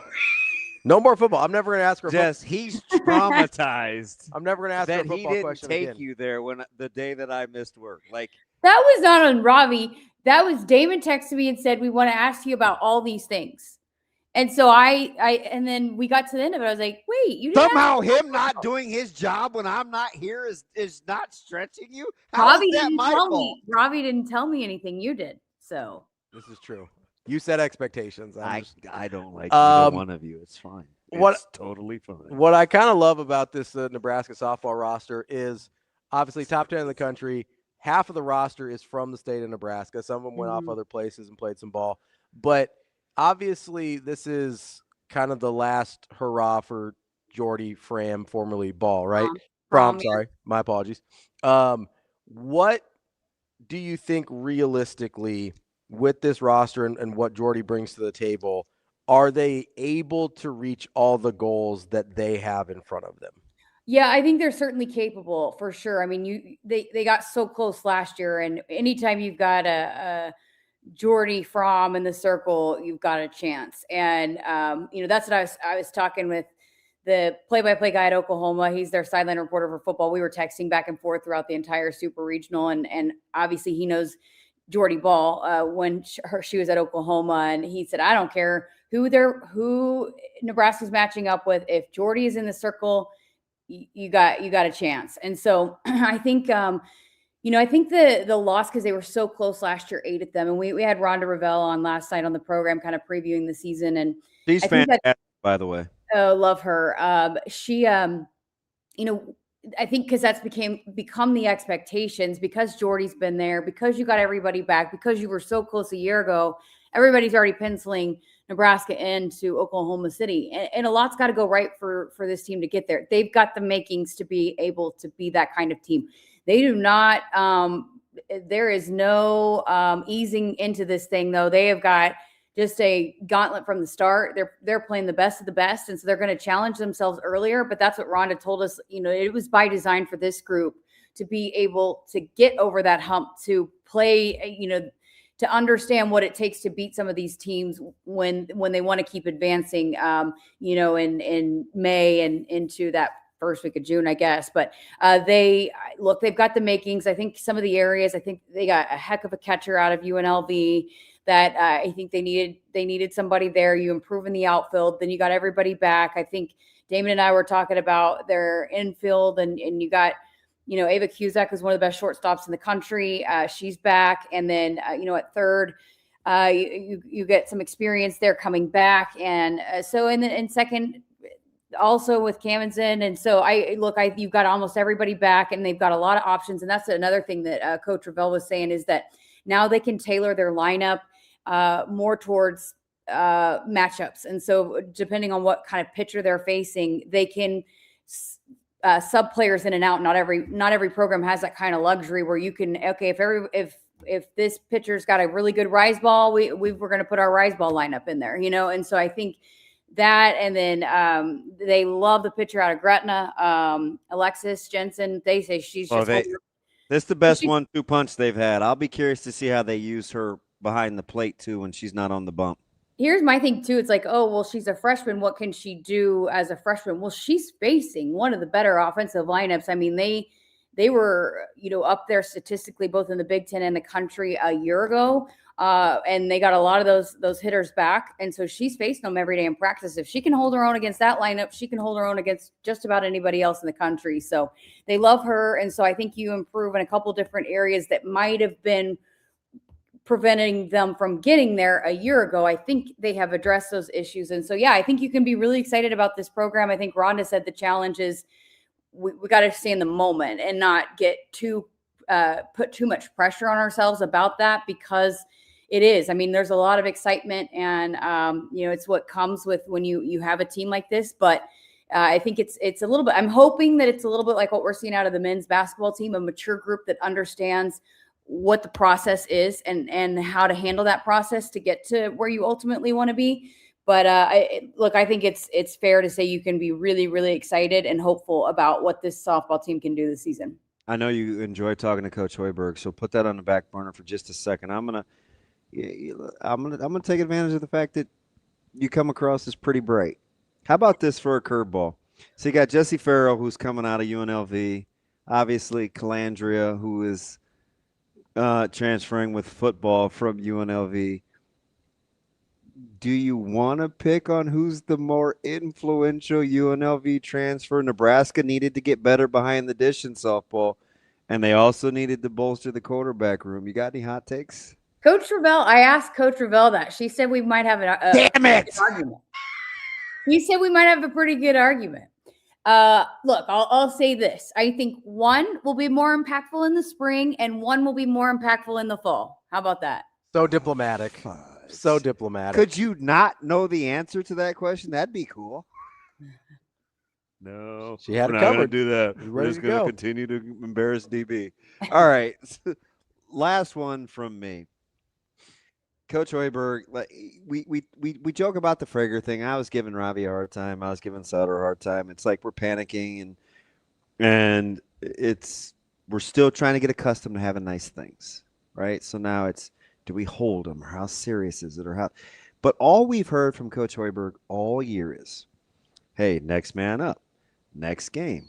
This isn't a referendum on our program. We're doing this. This is kind of how we are. Like, he's just been so chill in terms of his delivery, even though we keep, as Ravi joked about, waiting for the other shoe to drop. How cool has it been to talk to him and pick his brain as this season's worn on? Yeah, especially going back to having conversations with him in the summer. And I think I've mentioned that on this show before, but you got a sense of that he was really liking the group, and that it was going to be it could potentially be a big year. And now I don't know. And I was going to ask him this, but I didn't get a chance to, but at what point because I don't even think he would have thought, 19-0, 20-0. It's just so hard to do. And especially when you have the kind of teams you have Michigan State, they played some good teams, and especially in the early goings where people might knock their schedule, but it was still, again, you had some opportunities with a team that was going to continue to have to gel and, build and work through and build some chemistry. You just never know in those early going games either. And so, but you just, picking his brain, I told him the other day, I said, if you ever decide to get out of coaching, I think you need to be an analyst. And he said, you think so? And I said, yeah. And he goes, I think I'll be on the golf course, but he is so good. Like, I just listened to him when we're doing the TV show, and just, it is, man, he just is so good at breaking things down, but he loves this team. And yes, he has been calm, cool, collected despite the hoopla that's going on outside. And I think the team is following that lead as well with a lot of veteran leaders. Look, it's not about going 19-0. There's bigger things on the table. So he has been, but I do think he's having fun. I think he is enjoying this group, but I also do think he understands the potential that he has with this group. And so it's been a lot of fun, but you want to talk about somebody that is not, there's nobody more deserving. There's a lot of those coaches on this campus, but certainly Coach Hoiberg is in that list of coaches that is so deserving of this and this team and this year. And now it's, again, far from done, but it's been really cool to get to kind of sit on the side and chat with him every week about it and kind of see how he's moving about with this group this year. It's been fun. That is Jessica COODY from the Husker Radio Network. Jess, appreciate the time as always. Good stuff. Glad we can hit a lot of different topics. It's not good stuff. No? The first 3 minutes was a debacle. Well, after that. Hey, did you think, at any point, knowing me, did you ever think I would buy an Escalade? Well, I knew you got hacked, but I'm pretty stupid. So did you think I knew anything about crypto? Yeah, that's for sure. Yeah. Wait, what? Wow. What? Again, you asked the question. You don't have to indulge. I'm being self-deprecating. You don't have to have the shovel and potting soil. We being serious right now? She said, yeah, that's for sure. Maybe she was just agreeing with the second part, that you don't know anything about crypto. Yes, that's what I was. If you don't know how to connect your headphones to your computer, I don't know if you'd know how to navigate crypto. Wait, when did I screw that up? Oh my gosh. Let's call Ben. Call Ben right now. No, Ben talked me off the ledge Wednesday. I love Ben. I got no problems with Benny Mac. He was going all Creed. He was 6 feet from the edge. But Ben would have my back on this, though. So, wait, I kind of forget. What did I do? There's a lot. What did I screw up? Well, every time we get on the flight, you have to have him connect. Yeah. Your headphones. You got the new ones on Black Friday. They wouldn't connect. He had to connect those for you. Then you got new ones, and then Kyle had to connect those for you. I think so. I mean, the list goes on, and I believe you guys have to sign off at 10. I don't think we could get it all in by then. We're not on terrestrial radio, Jess. We could do what we want to. Jiminy Christmas.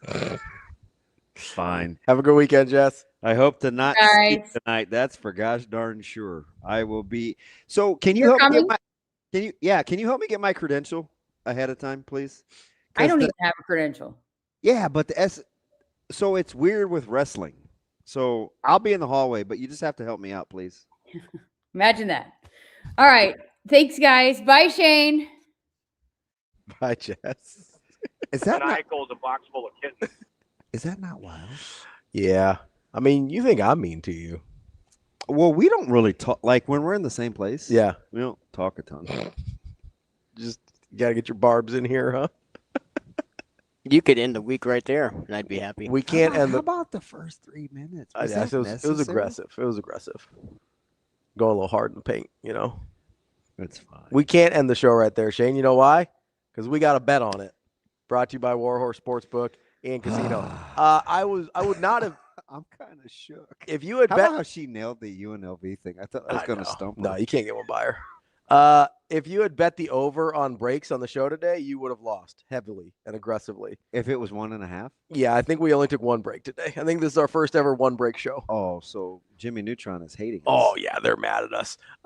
It's okay, though, because we are going to talk about our friends over at Warhorse Sportsbook and Casino, the best place in Nebraska to place your sports bets. You can hang out there, play table games, get some food at the ale house, hang out after you've made your bets, and just hang out at the sportsbook, see how well you've done as well. Make sure you get out to Warhorse. All right, DB, we've got NFL Conference Championship weekend, and I think you teased you had maybe a lock. Did you have your lock this week? I don't know. What are you going to ask me? Well, I'm going to ask you Patriots, Broncos. We talked a little bit about this with B yesterday. Patriots are 4.5. That line stinks to high heavens. Yeah, taking Denver. Lock it up. I'm taking the free money. I can't help it. I can't help it. Sprinkle a little on the money line, too. I can't help it. I'm taking the Patriots. Give me the Denver Broncos all day long. Pony up. Rams, Seahawks. Seahawks are 2.5-point favorites at home. I'm going to take your. Not mine. NFC West rivals. Get out of here with that. Anybody can be beat. Anybody can be beat. Isn't that right, Bart Scott? Playoffs. I'm taking the Rams. Playoffs. I also am taking the Rams. So we agree on that one. We disagree on Patriots, Broncos. I gave a little freebie out to TK earlier. He said he had a little credit for a tennis bet. I was like, hey, check out Lerner TN. He's plus 190 against Daniil Medvedev. So, if you want to get a little degenerate this weekend, Lerner TN. If you want to get a little, is that even a word? Nope, not even a little bit. What is degenerative? It's I want winners. The state of being a degenerate. Like my man Aaron. Yeah, exactly. He's a good fisherman. I'm going. I need a peace of mind. This is a very stressful week. I don't have very many friends. Rico says I worked really hard on those commercials. You bastards. You bastards. You killed Kenny. I don't even know what to do with Rico. I don't either. They can't stop a nosebleed. You have any under the radar locks for us? No, but I think like if I was gonna go with one, I'm gonna go. I like Denver. Ooh, you're on Denver. I'm all over Denver, and I also think if you have to find I don't know if Aaron is on Twitter. Yeah, my friend Degenerative Aaron. Mm-hmm. I don't know, man. I think you got to take Nebraska tonight in the duel.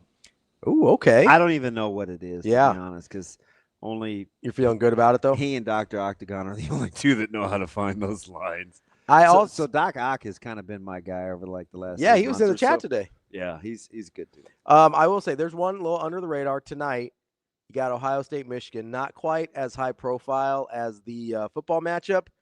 Michigan hasn't been playing great. They only took the one loss. They're not playing incredible right now.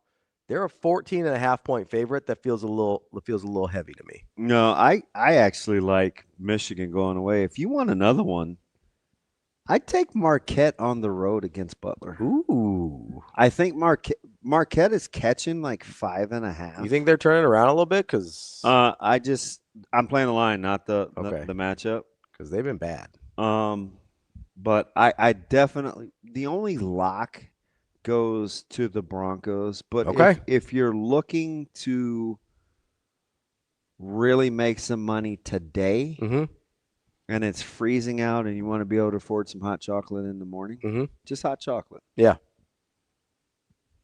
Take Rutgers. Ooh.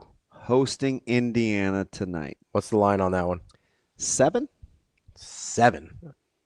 All right, 6. You still like it at 6.5? I got it at 6.5. Yeah, Rutgers should actually win. All right, there you go. It's a drop in the bucket. We're locking up the Broncos. I'm getting rid of these two for sure. They're definitely in cahoots. That's the DB. It'd be nice if Kyle would text me and be like, "DB, I got your back." Those are the DB specials this week. So I can just win, baby. So I can stop getting slaughtered. That's bet on it. First down, Huskers. Brought to you by Warhorse Sportsbook and Casino. For the record, I know how to plug in my headphones. No, I'm sure you do. Although Benny Mac did offer to help me get my Twitter back. Now, if you had to pair those headphones to Bluetooth, isn't that what Benny Mac helped you out with? pairing them? Yeah, I couldn't find the signal. They were brand new. I didn't know how to turn on. I didn't know where the thing was in the pods. I don't like the individual ones. That throws me off a little bit, you know? You're gonna embarrass me because I don't know what I'm talking about. So the more questions ask me, the more you're. No, I mean I don't like the ones that are like Jess disconnected. actually look like she knows what she's. You know what I talking mean? I need my ears to be free, hooked together. They are. No, I mean the You got ear 5? pods. You got 5 on